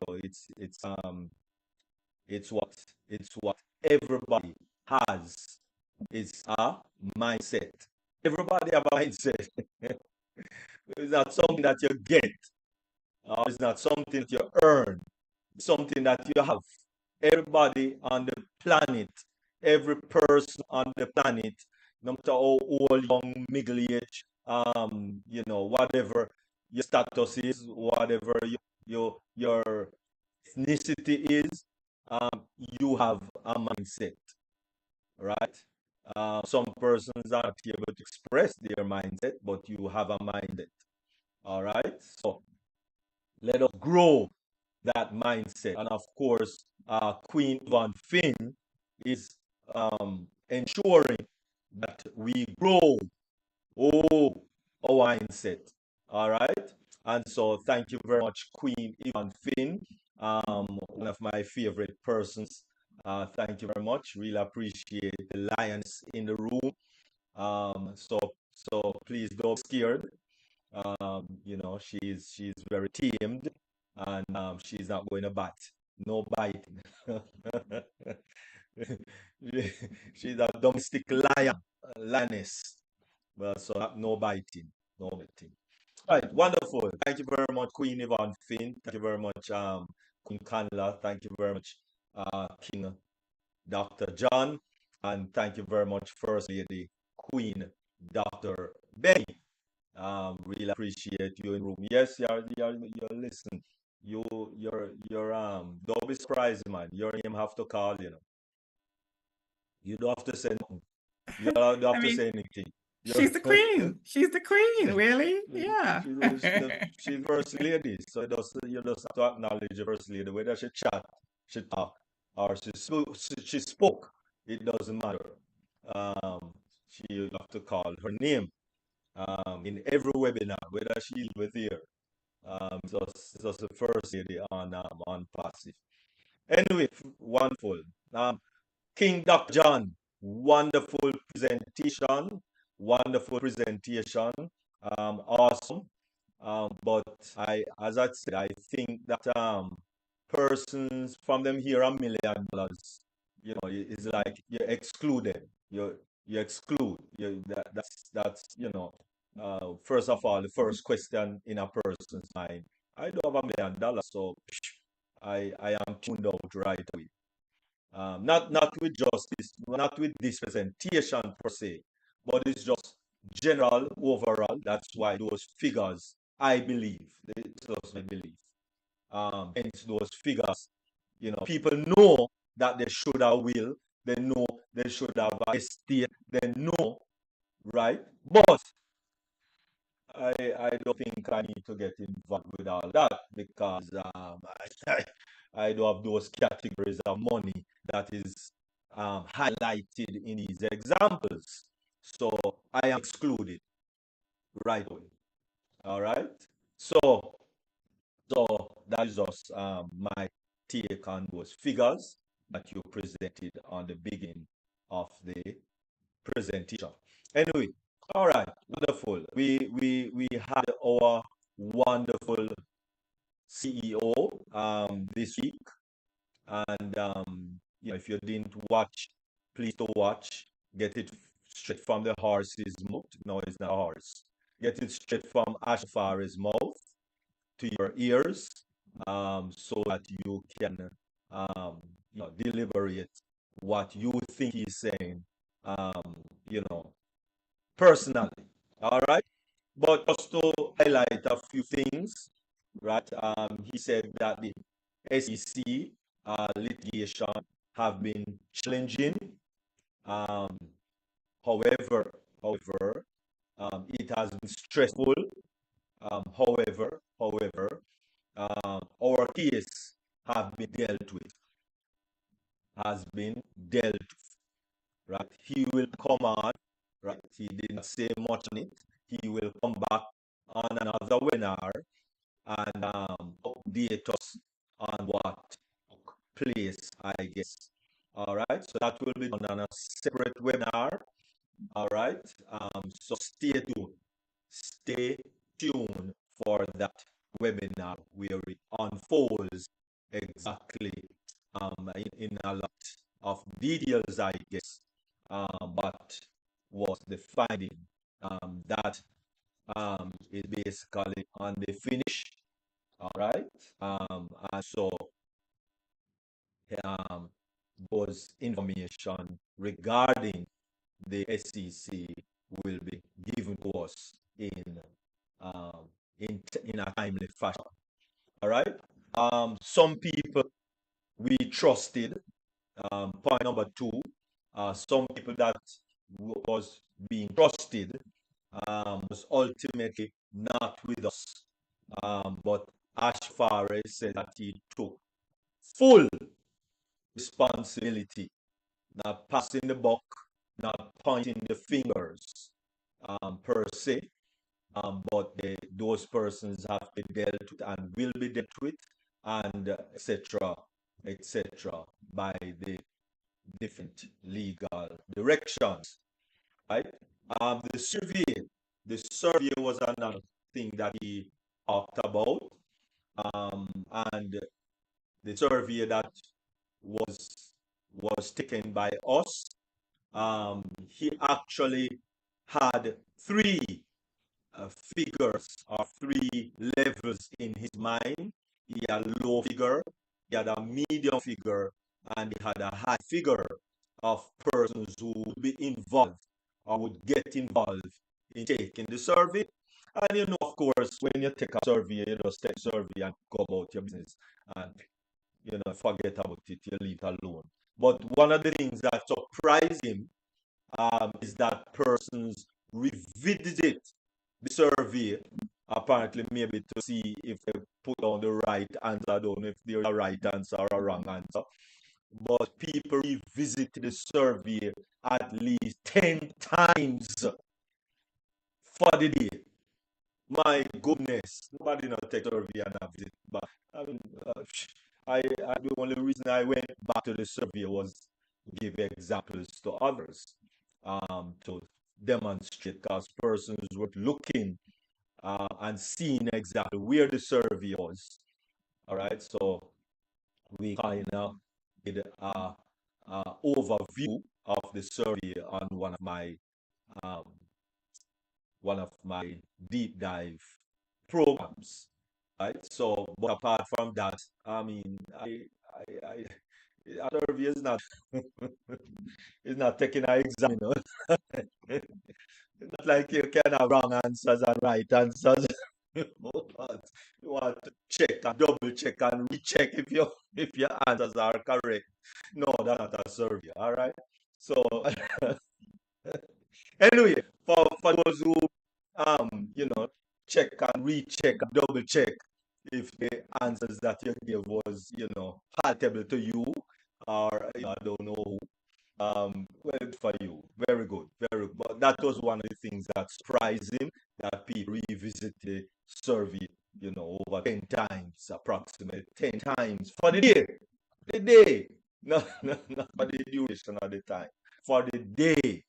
All right, wonderful. But it was 3 times his highest expectation of persons that actually got involved with the survey, which means a lot of people are still around, engaging in the background. Yes, I guess engaging in the background, not coming out to regular webinars, and maybe don't have the YouTube channels, not totally involved, not but people are still engaged, right?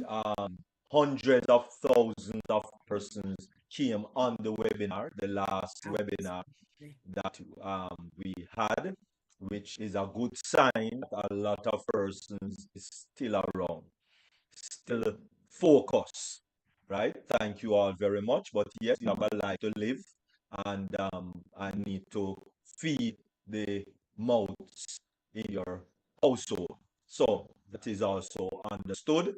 And we thank you for, Ashmafari, thank all of us for the survey. 90 to 98% of persons that got involved in the survey, which is very astounding, says that they are with Ashmafari totally, fully, 100%. No matter how long it take, no matter what duration of time, we're there. I mean, we are there. We are there. All right, ready to rock and roll as soon as you give the go ahead. We are there, ready to go.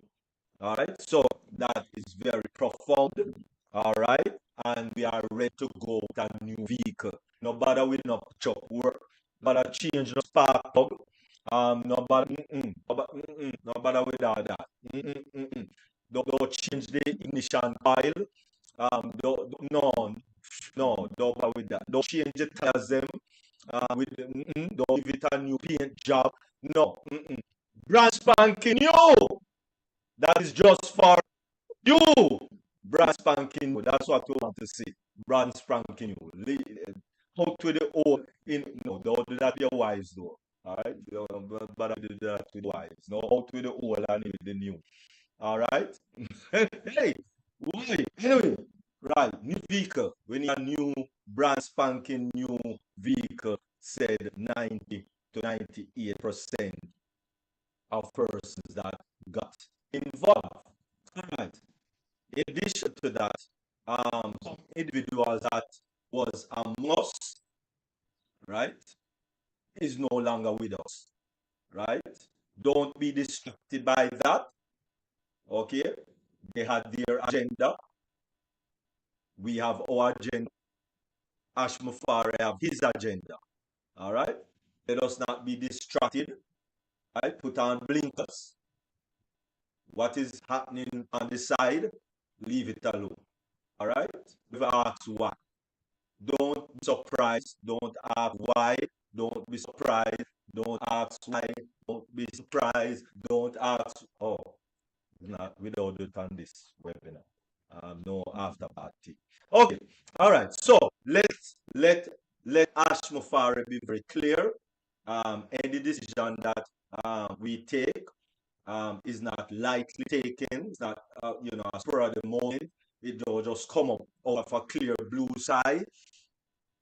It was not lightly taken. It was done with full reviews and always in best interest of the entire larger community of approximately 1 billion, no, not billion, 1 million, 1 million persons, right?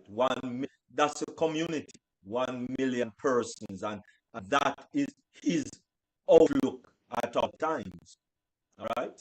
Not about your 2 little persons where you might have, no, or you might introduce, or no, it's always about the larger community, because Shmufare always believe in transparency and integrity. That is where Ashmufare is always looking. Transparency and integrity. Okay, that is what the company is built on. That is what the company has been moving on, and that's what the company will always be fueled by. Transparency and integrity. So continue to share the things. If you're into share things, one day, it will come to life. All right, enough about that. Leave it alone. Okay, we are on the birth of something new, said by Ashmufare. The birth of something brand spanking new, right? And so, he did talk about, because as you know, there's a lot of YouTube channels. So he did talk about a rotator also, and how does a rotator work, right? The rotator is what actually distributes. It distributes to different URLs. Okay, so say for argument's sake, in other words, Queen Kamala has a YouTube channel. The YouTube channel has a URL, right? You might ask, what is a URL? It's not unidentified. It is uniform resource locator. That is how you find a website.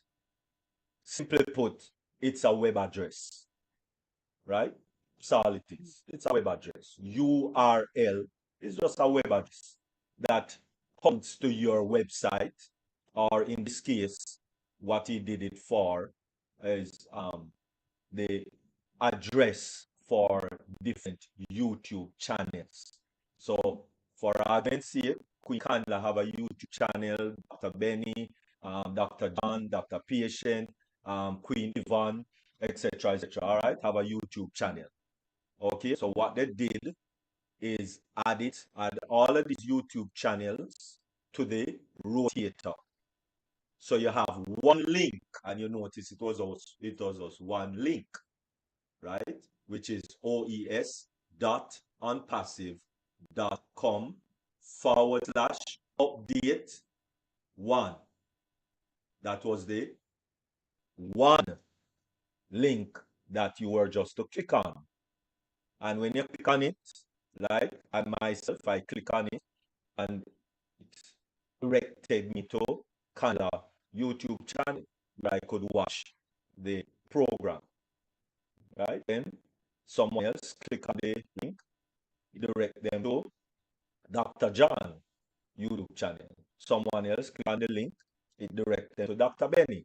Someone else click on the link, it directed to Queen Yvonne channel, right? All right, all of the channels then finish, start back again, right? Next person, Queen Kanla, next person, Dr. John, next person, Dr. Ben, next person. Right? So it just rotating. That's all it's doing, rotating. So evenly distributing, right, to each and every YouTube channel from when someone click on the link. That's all. All right. However, very technical thing to actually create, right? Because it sounds simple, boom, boom, boom, it'll rotate. But to create that is not boy or is not girl, right? All right. And even though Ashmafari said it took them approximately 3 hours, which in my estimation, that is awesome.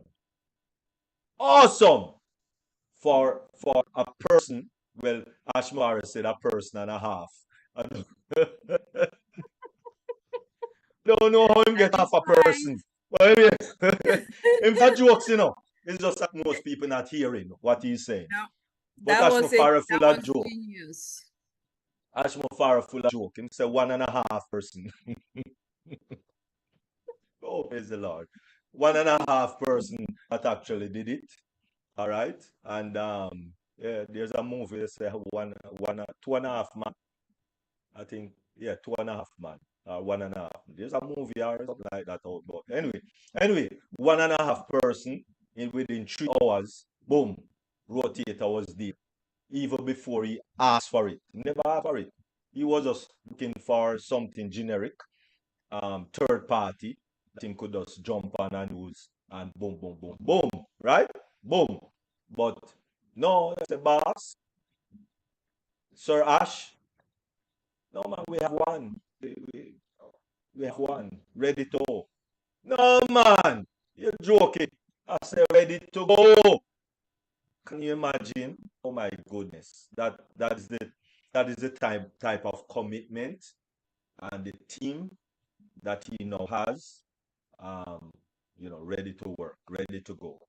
Right? So a link rotator, sometimes called a URL rotator, is a link that automatically redirects a user to a different destination. So this destination, Queen Yvonne, Queen Kanla, that's the YouTube channel we talk about. Those are different destinations, right? So you have one link that circulates with different destinations. And they created that, and it is owned. It is owned by Ashfari. All right. And in addition, he said, what should he do? Should he profit off it, or should he just give it as a, I think I'm going to just give it as a, I care. The type of heart the man still have. He will not sell everything. No, not everything. Though he might talk about selling your soul and all them things. Because people sell soul, you know. You have people that sell them soul. So anyway, no, the heart that this man have is second to none. My estimation again. All right. Thank you. Really appreciate that. Was the update. And if you want to listen to all of it, right, in his words, please click on the same link. The same link would direct you to one of the YouTube channels that actually has it, so you can watch it from start to finish. All right. And so thank you very much, Queen Kandla. Thank you very much, Queen Yvonne. Oh my Really goodness. appreciate the updates. No other person could have done it like you did, Dr. D. I mean, awesome. Thank you.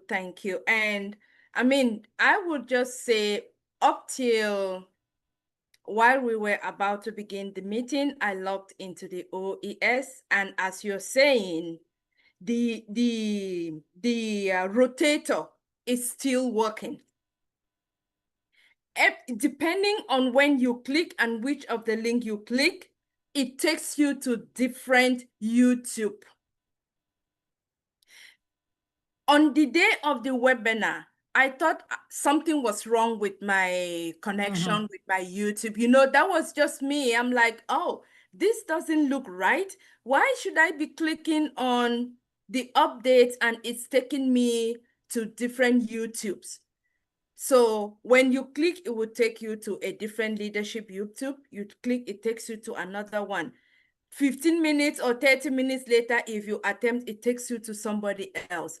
Until our CEO talked about the rotator and what it was happening.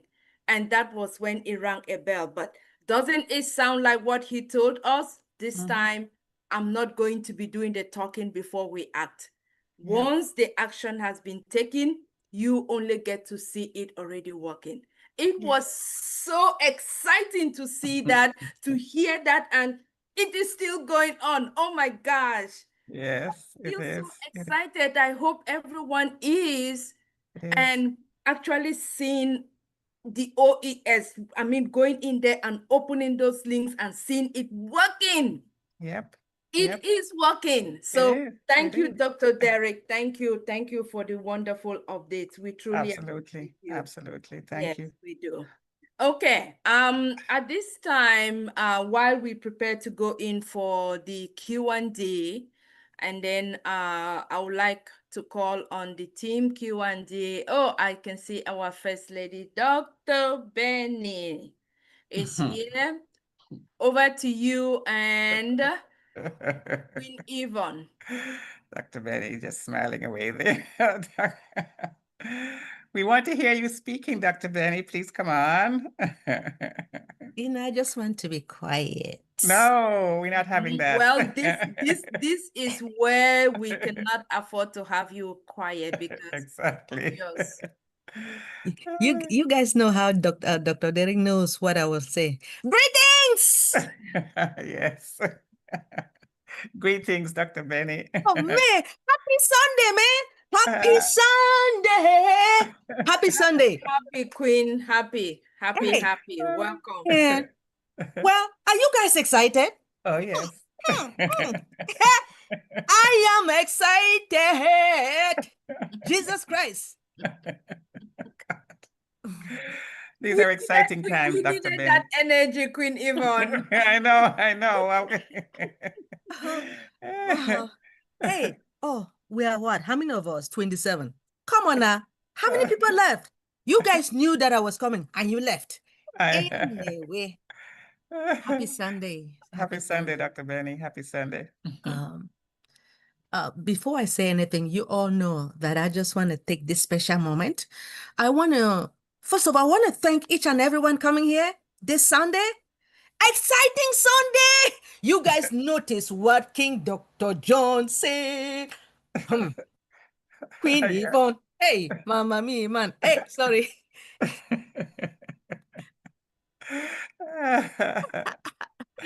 I want to take this moment to thank our Heavenly Father for bringing each and everyone this afternoon, evening, morning. It all depends upon your location. Yeah. As you all know, the importance of our Heavenly Father, because He created all of us in His image. We want to thank Him for the air that we're breathing at the moment, because we are not paying for it. I don't know. I know I'm not, but I just want to thank Him for bringing us together. Yes.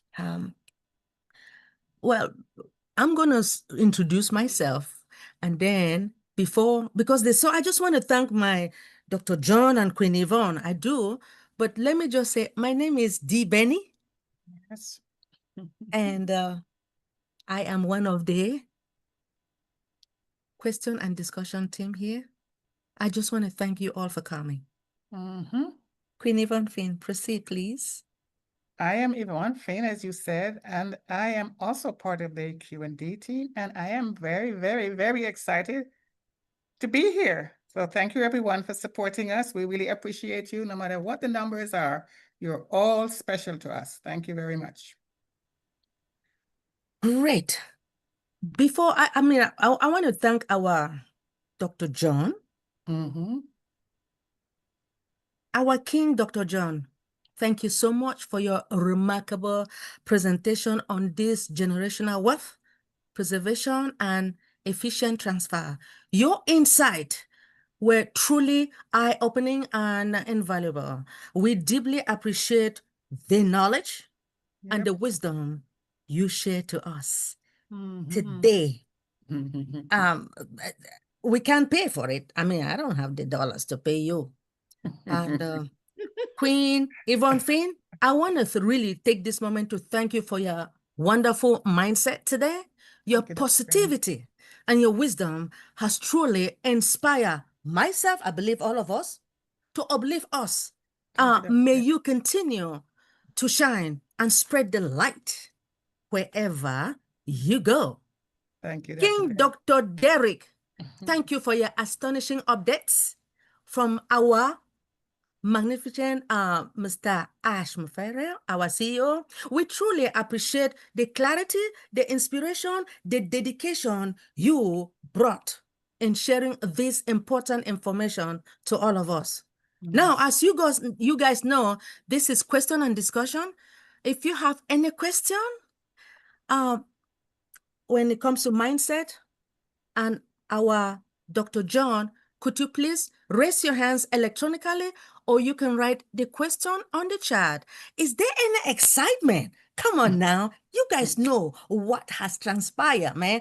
Did you guys know that? A lot of people did not know that Unpassive is coming back. Hey, Unpassive is here to stay in the name of Jesus. Amen.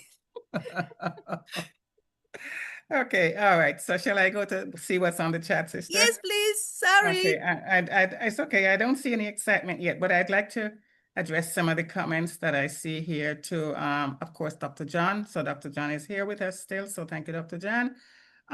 This question is from, it's not a question. Well, it's a comment. I'll just let you see what you can see about it. It's from Queen Aisha Anusa.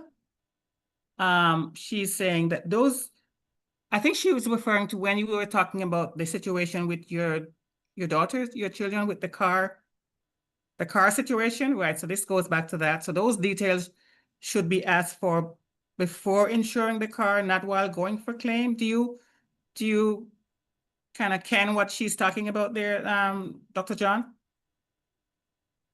You're muted. Yeah. Yeah, I think when you do like a car insurance, obviously you want to know whether you're doing comprehensive or you're doing liability, and they do explain those type of things. Right. But the reason I was explaining this is the insurance company ended up handling it anyway, because they were just telling me when I was questioning why an insurance claim would be requiring me to provide so much personal information. And I questioned them because, yes, I'm the owner of the vehicle, but I was not the driver. So, and the driver was authorized to drive, licensed to drive the car. So I was questioning them why the documentation was coming to me. And I realized that when the guys went out to do the lawsuit, they had the insurance company and they had me as the car owner as the defendants. And the only reason the insurance company explained was that when these guys are trying to get you, they just throw the net as wide as possible. It's nothing to do with your car insurance. They just want to see how far, that's basically what they said, the fishing, and their lawyer has the right to do anything in discovery. So they went out and they found out that there was a liability insurance on my auto insurance for $1 million. And so if they were going to go after the insurance company, they know that if they became victorious, they could only go after $1 million. But then if on the other hand, again, Sister Aisha, this is America for you. On the other hand, if they were able to establish my assets and figure out that my assets were more than $1 million, they could then say that they were hurt by my car and try to come after me as an individual. Yeah. And so the insurance company told me that that's why they were finding that information. And because they didn't even want to expose me to whether I had more or less than that, the insurance company wrote to that lawyer. Their lawyer said, listen, this is an insurance issue between driver X driving this car and driver Y. It was not a situation where, well, okay, I think the guys were looking to say, oh, was it a defect in the car that led to the accident, in which case they were literally trying to expand the whole thing now to bring me in. And the reason I brought that up was that when you have all your assets tied to you, you become a bigger target. Of course. But if those assets were protected somewhere and these guys gave me that form to fill, and they say, how much assets do you actually own? And I just put a big fat 0, and they went and ran my ID, and they found out that there's no car registered in my name. There is no stocks in my name. Then they would have sort of narrowed it to go back to the insurance company and try to fight it with the insurance lawyers. But because they thought, okay, let's look at this guy's address and see whether people who live in there can have assets of more than $1 million, and would it be better to go sue the owner of the car instead of going after the insurance? That's why they did. So it's not a matter of when you're going to buy your car, yes, and you're going to insure your car.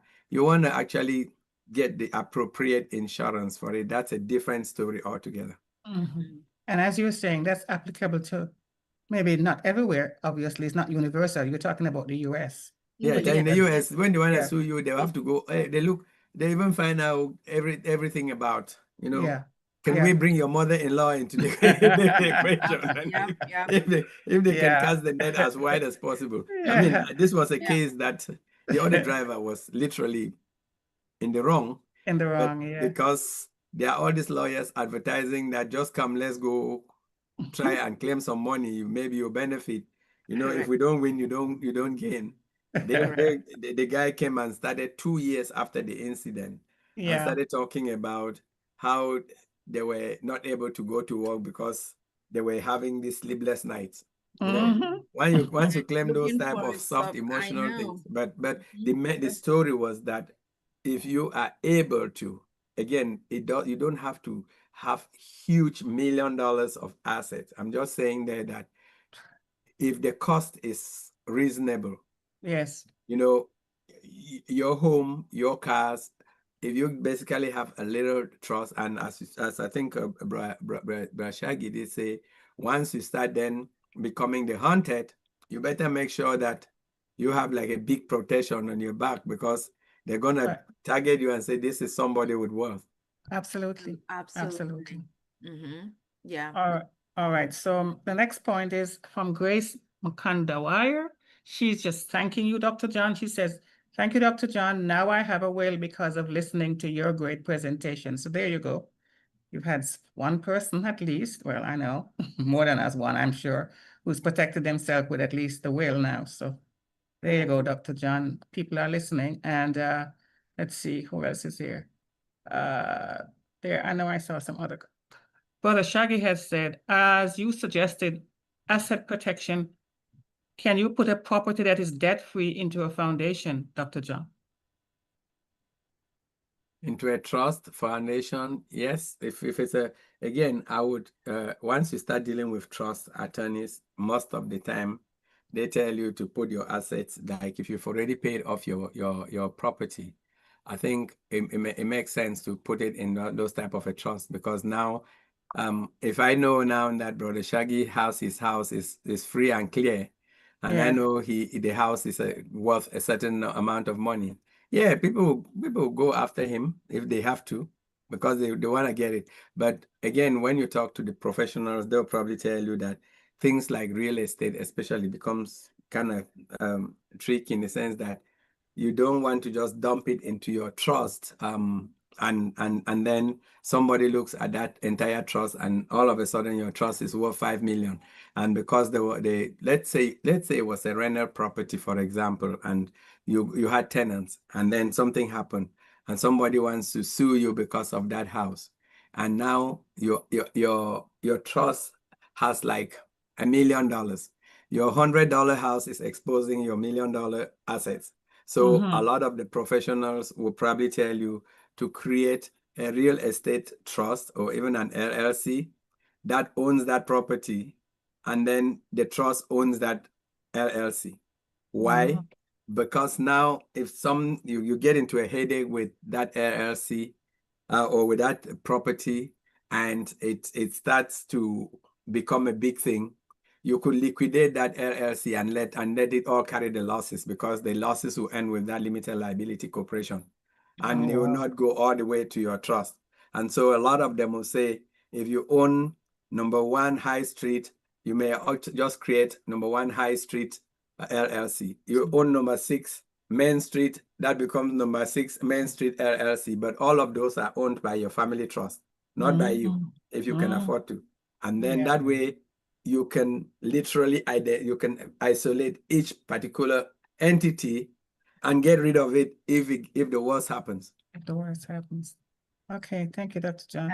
That's been strategic, smart. Yes, it is. It's nothing is illegal about it, is it? If you can get the, if you can get the diversification. If you can get the persons that you need to set it up like that for you, why wouldn't you do it? And that's exactly what wealthy people do though. They would rather pay the financial people, whatever their name, CPAs, whatever they are, they'd rather pay that and protect themselves properly. And why not? It's available to them, right? So as we go, that is the power of information. Exactly. Which is what we have been shared with today by Dr. John. Yes. And it makes us even powerful and informed people, consumers. So when you go out there, we don't have the money now, but guess what? When our apple starts falling. Yes, we'll have the knowledge, and knowledge is power when you put it to use, right? Exactly. Exactly. We will not want to be at that point before we start figuring out and start. Exactly. We will want to be doing that. We want to be having fun and doing what we say we're going to do, lifting up humanity, right? Correct. We protect ourselves and then we do the rest. So thank you, Dr. John. I'll go over and over and over again. So this is what you're getting here from Queen Priscilla Cook and Queen Dr. Benny and Queen Nadine. They're all thanking you for this information because, you know, it's powerful. Knowledge is key. They're saying, bless you, right? Right. And so, yeah. Okay. Someone is Brother Shaggy. He's unable to open his mic. Okay. All right. Sorry, Doctor. No, that was a long time ago. Okay. All right. So let's see. Good evening, Dr. Derrick. Thanks for the presentation. One day, First Lady. I don't see any more. Please help. Hi guys, how's everybody doing? Oh, there you go. All right, hello. Hello, sorry, I have some people walking on my house and I have to get up and go and see what they're doing.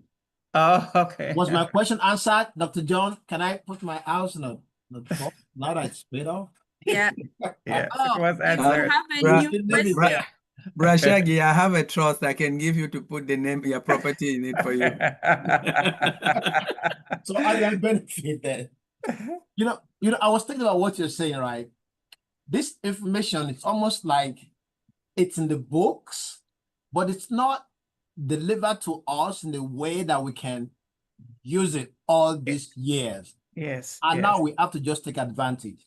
Think about all the people I'm looking at on this screen, how much money you send overseas to help various charities. Yeah. You know, people that you know what they do, maybe Motherless Babies Home, you know, in Nikot, I think it's Ikotabasi, they have a leper colony. All the things that we do, that if we have set up a foundation, even if it's not $100,000, all this money we send would be able to get a tax break. I can't put anything in a tax break because there's no social security number, Yes. there's no FEIN, nothing. So nothing, there's no way to capture back all these charitable things that we do, for even whoever, because we just, it's just from our income, from already taxed income, not even from, taxable that maybe they're going to add it to the taxes. No, we can't add it in our taxes. We just send all this money. Like I said the other day, Secret Service called me to say if I'm funding terrorism, because in 1 year, they said $12,500. I'm like, wait, is there a way I can get a tax break on that? He said I should speak to my accountant. So things that we just do that we have not such knowledge to create a foundation and then do all these donations, all this, God help us. Now we can begin to think so that when things begin to happen in this organization, we can channel the money effectively. Even if we do help to humanity, which is our goal, we will set up a foundation. We will set up a charity that will make us be able to track what's going on in a way that it will give us, even if it's just tax benefit. I have a 501c, but I didn't even think that could be treated like, so I think I'll talk to you about that. Maybe if it could be treated, I had that for 2 reasons. Because I buy things that has to be fixed, cooked, and given out from Sam's Club and Costco. And they said if you're a 513c, we won't be putting taxes on them. Right. So I did that. And I tell my accountant every year, every 3 years to file. But I never got enough donations to make myself get income from it, basically. Maybe that's next level.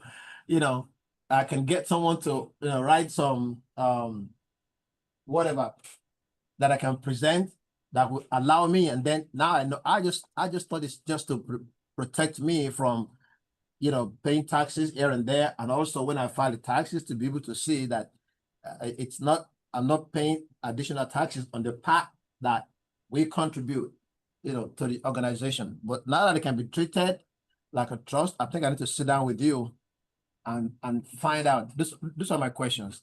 Thank you again for this valuable information that we should keep at the back of our mind. So there are better things you can do with money. Even if you want to buy a nice car, travel around the world, that's where we can prepare before we do that, so that those things will still enjoy it. Like Sister Yvonne said, so we're not just giving out charities and living in poverty, but at the same time, we will still be covered in terms of, taxation, and anybody saying, where's the money? So again, great job. This, Harvard grade lectures that we get free, we cannot pay you enough. True. Thank you for the mindset, Sister Yvonne, and all the Thank you. moderators that make this meeting always fun every Sunday, always a place to learn and grow. Thank you again. Thank you, Brother Thank Shaggy. you, Brother Shaggy. Absolutely. Thank you.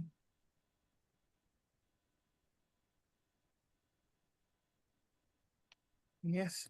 I don't see anything. Let me see. This is from Queen Manny. She says, lovely greetings to all the kings and queens in this house from Ma Manny of Maryland. Love you all. It's been a long time since I've heard these very lovely voices. Bless you all. And also we're getting thank you from Mama Edith, Queen Edith, to all of us. She loves the presentations that we've just given today from myself, Dr. John and Dr. Derek, everyone. We're getting a lot of kudos and thank you from our supporters. All right. Wonderful. Then that is always great when we have, and it's very engaging. We thank you, everyone. Thank you for your participation. It is truly appreciated.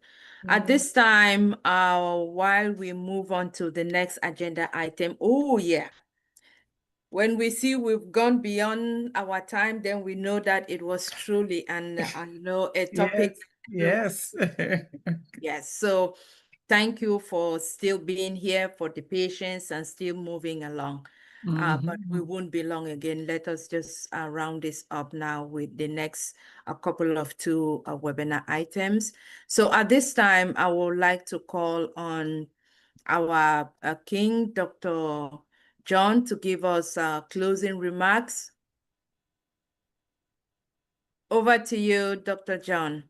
Wow. Okay. Thank you. Thank you very much for actually hosting and moderating this. As I said, this is something which, from a point of knowledge, is very useful.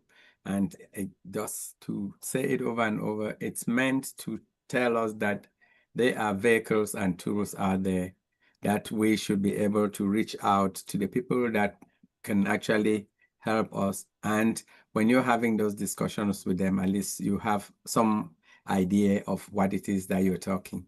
Again, there is this saying that we don't know what we don't know. So knowing some of these things now that we don't know, we can at least, we are 50% there and we can actually fill the gaps. And I hope it was informative. I hope it was useful. Basically, this could be very complex things to set up, but you don't spend more than you need to spend to get what you want. If the key takeaway from here, as one of our queens actually said, is make sure that you have at least a living will for yourself, or that living trust, that living will, at least that way it has your instructions of what you want to do. And then as things start happening and we want to look at your assets, your assets feed you to be able to get a family trust, to start getting some of this business trust, or having this 501c3 or this charitable trust, then you can put them in. That you don't have to put them in that order which I showed you. I'm just telling you now that if you have all these different elements, you can combine them and use them in the best way possible. One final comment is, I'm not advocating that every one of us goes out there and creates a charitable foundation. I'm saying that those foundations, you can actually leverage them to achieve some of the things you want to do. So if Brother Shaggy, for example, has a 501c3 that is doing something, and I am also thinking about doing something in that same area, or 80% in that area, it doesn't make sense for me to go create another one, which every one of these creations has its paperwork and its documentation and expenses. Why not just go ahead and say, okay, I know this person, what he's doing aligns with what I want to do to help humanity. I can literally contribute to that organization, and because it's a registered organization, he's going to give me a tax deductible receipt that I can use now to do whatever I want to do it. So since we're working as a community, it's nice that we share some of these things and know who is playing where, so we don't have to all be trying to fit in the same square peg, in the same square hole. We can actually enable and actually help each other, or we can expand and collaborate. There's nothing wrong with that. So this is just knowledge to know that, again, if anybody reaches out to me, chances are that I'm going to just point them to somebody that I have talked with who knows more about that situation, or may be able to ask the right questions. But I thought that at least having that awareness is a great thing. So thank you once more for being part of this journey. And I'm excited that I had the opportunity to share it. So be blessed and enjoy the rest of your day. Thank you, Dr. John. Thank you, Dr. John. Thank you so much. We appreciate you, and Absolutely. we appreciate the topic of today. Thank you. All right. We now go on to the next, which is going to be to bid farewell to our YouTube family. We know my YouTube has been busy as well. Very engaging. Hello, Queen Carla. Oh, there she is. I was about to call you. No, I was about to call you. Sorry. Wow. What a great presentation. I can see the discussion, the engagement is taking us. Wow. This has been a longer presentation from Queen Yvonne. starting with the mindset. Oh my goodness. You see, a lot of things in the living book.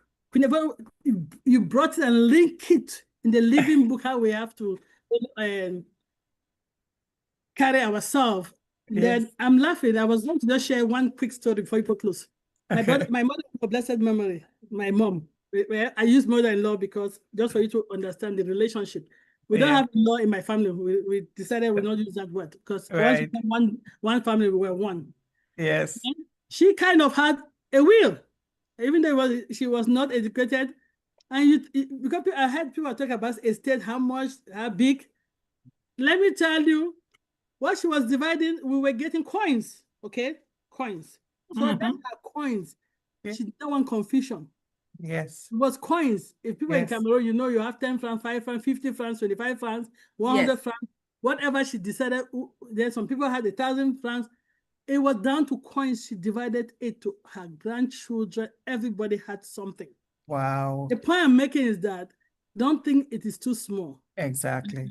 You want your wish to be carried out even when you have gone. Yes. Her wish was carried out. Yes. Up to her little tools that she takes to the farm. People that in Cameroon, rise up, the hoe, the cutlass. Yes. Wield it to the people she wants to. Yes. A mortar that she pounds at through it. That mortar has been in the family for years. She wields it to the person that said you'll represent me and that you'll be making that food for the family because she was always cooking for the family. Okay, so she was purpose. She was intentional about what she did with that. Yes. Absolutely. Her clothes, she wields it according to. So please, let's not think that we don't have an estate. That's right. We all do. If you look deep, we all do have something. We do. We do. And let your wish come to pass by putting instructions. Right, so she just had this in an instruction that she called one of the grandchildren one day, and they actually wrote it down somewhere, and that's how we saw this instruction. And there's a cup. If you're from Cameroon, raise up your hand again. That's made from the horn of the cow. That cup has been in the family for more than 100 years. Dr. John, correct me if I'm wrong. Yes. She wielded it. Who is the next person to carry that torch? That cup. Of course. Yes. Of course. So I would just want to share that. Yes. Don't look at this. I'm like, oh, this topic is for the rich. No, it's not. That is for all of us. If you look deep, you have something. You have something you can. I think there's a saying that says, "Do not despise small beginnings or small," right? So because this is how it grows. Gratitude is a multiplier. You know that. Right. The person who gets those things and they make something of it and they're grateful. You never know what can become of that. This is generational wealth. So she had a right idea. Right. So the cups, that cup that has been in family for 100 years. There you go. Very, very, very important to the family. Yeah. That is not going anywhere. So hopefully Dr. John will know where to send that cup next. He's the caretaker of that cup. So that just build out that one out. But you're passing it down generational lane, memory. Yes. The point I'm making is that there are things that are very important to you. Think you'll see, search where you'll see, and make sure it goes to the right place. Exactly. Thank you all, team. As always, I was all over the place, but you guys just flow with the program. And we have some of our leaders that are in the wedding this weekend. Wedding is something that's beautiful. Yes, it is. And Co. Enjoy yourself. And thank you, Dr. Derek and Co. Let me not start calling. I miss somebody.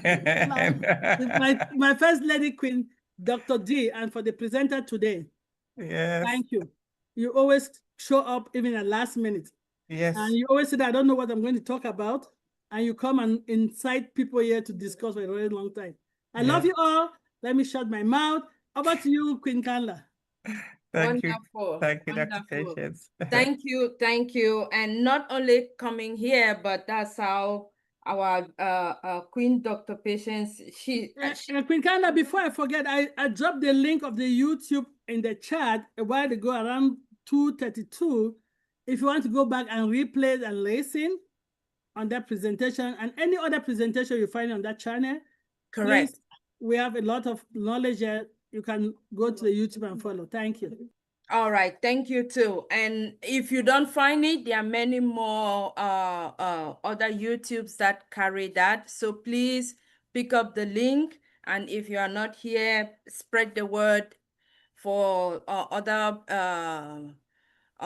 members who will join to watch, let them be able to also go and watch it. So thank you, Dr. Patience. I want to say a special thank you to everyone on YouTube. Your participation has really been infectious. I'm sure you may have seen me looking down. I was looking at what is going on in YouTube. So thank you. You were engaged. Yeah. Everyone loved it. Positive energy. And thank you, Queen Rose, for all you're doing, managing. Thank you, Dr. Pat, as well, for engaging in YouTube. We've come to the end of the webinar for today, for this week. And so for the week, there will be other webinars that you can attend to follow up, to stay updated. On Mondays, we have Miriam, our Queen sister Miriam, Mindset Monday. On Tuesdays and Thursdays, we have Dr. Derek, Deep Dive Globally Changing Life.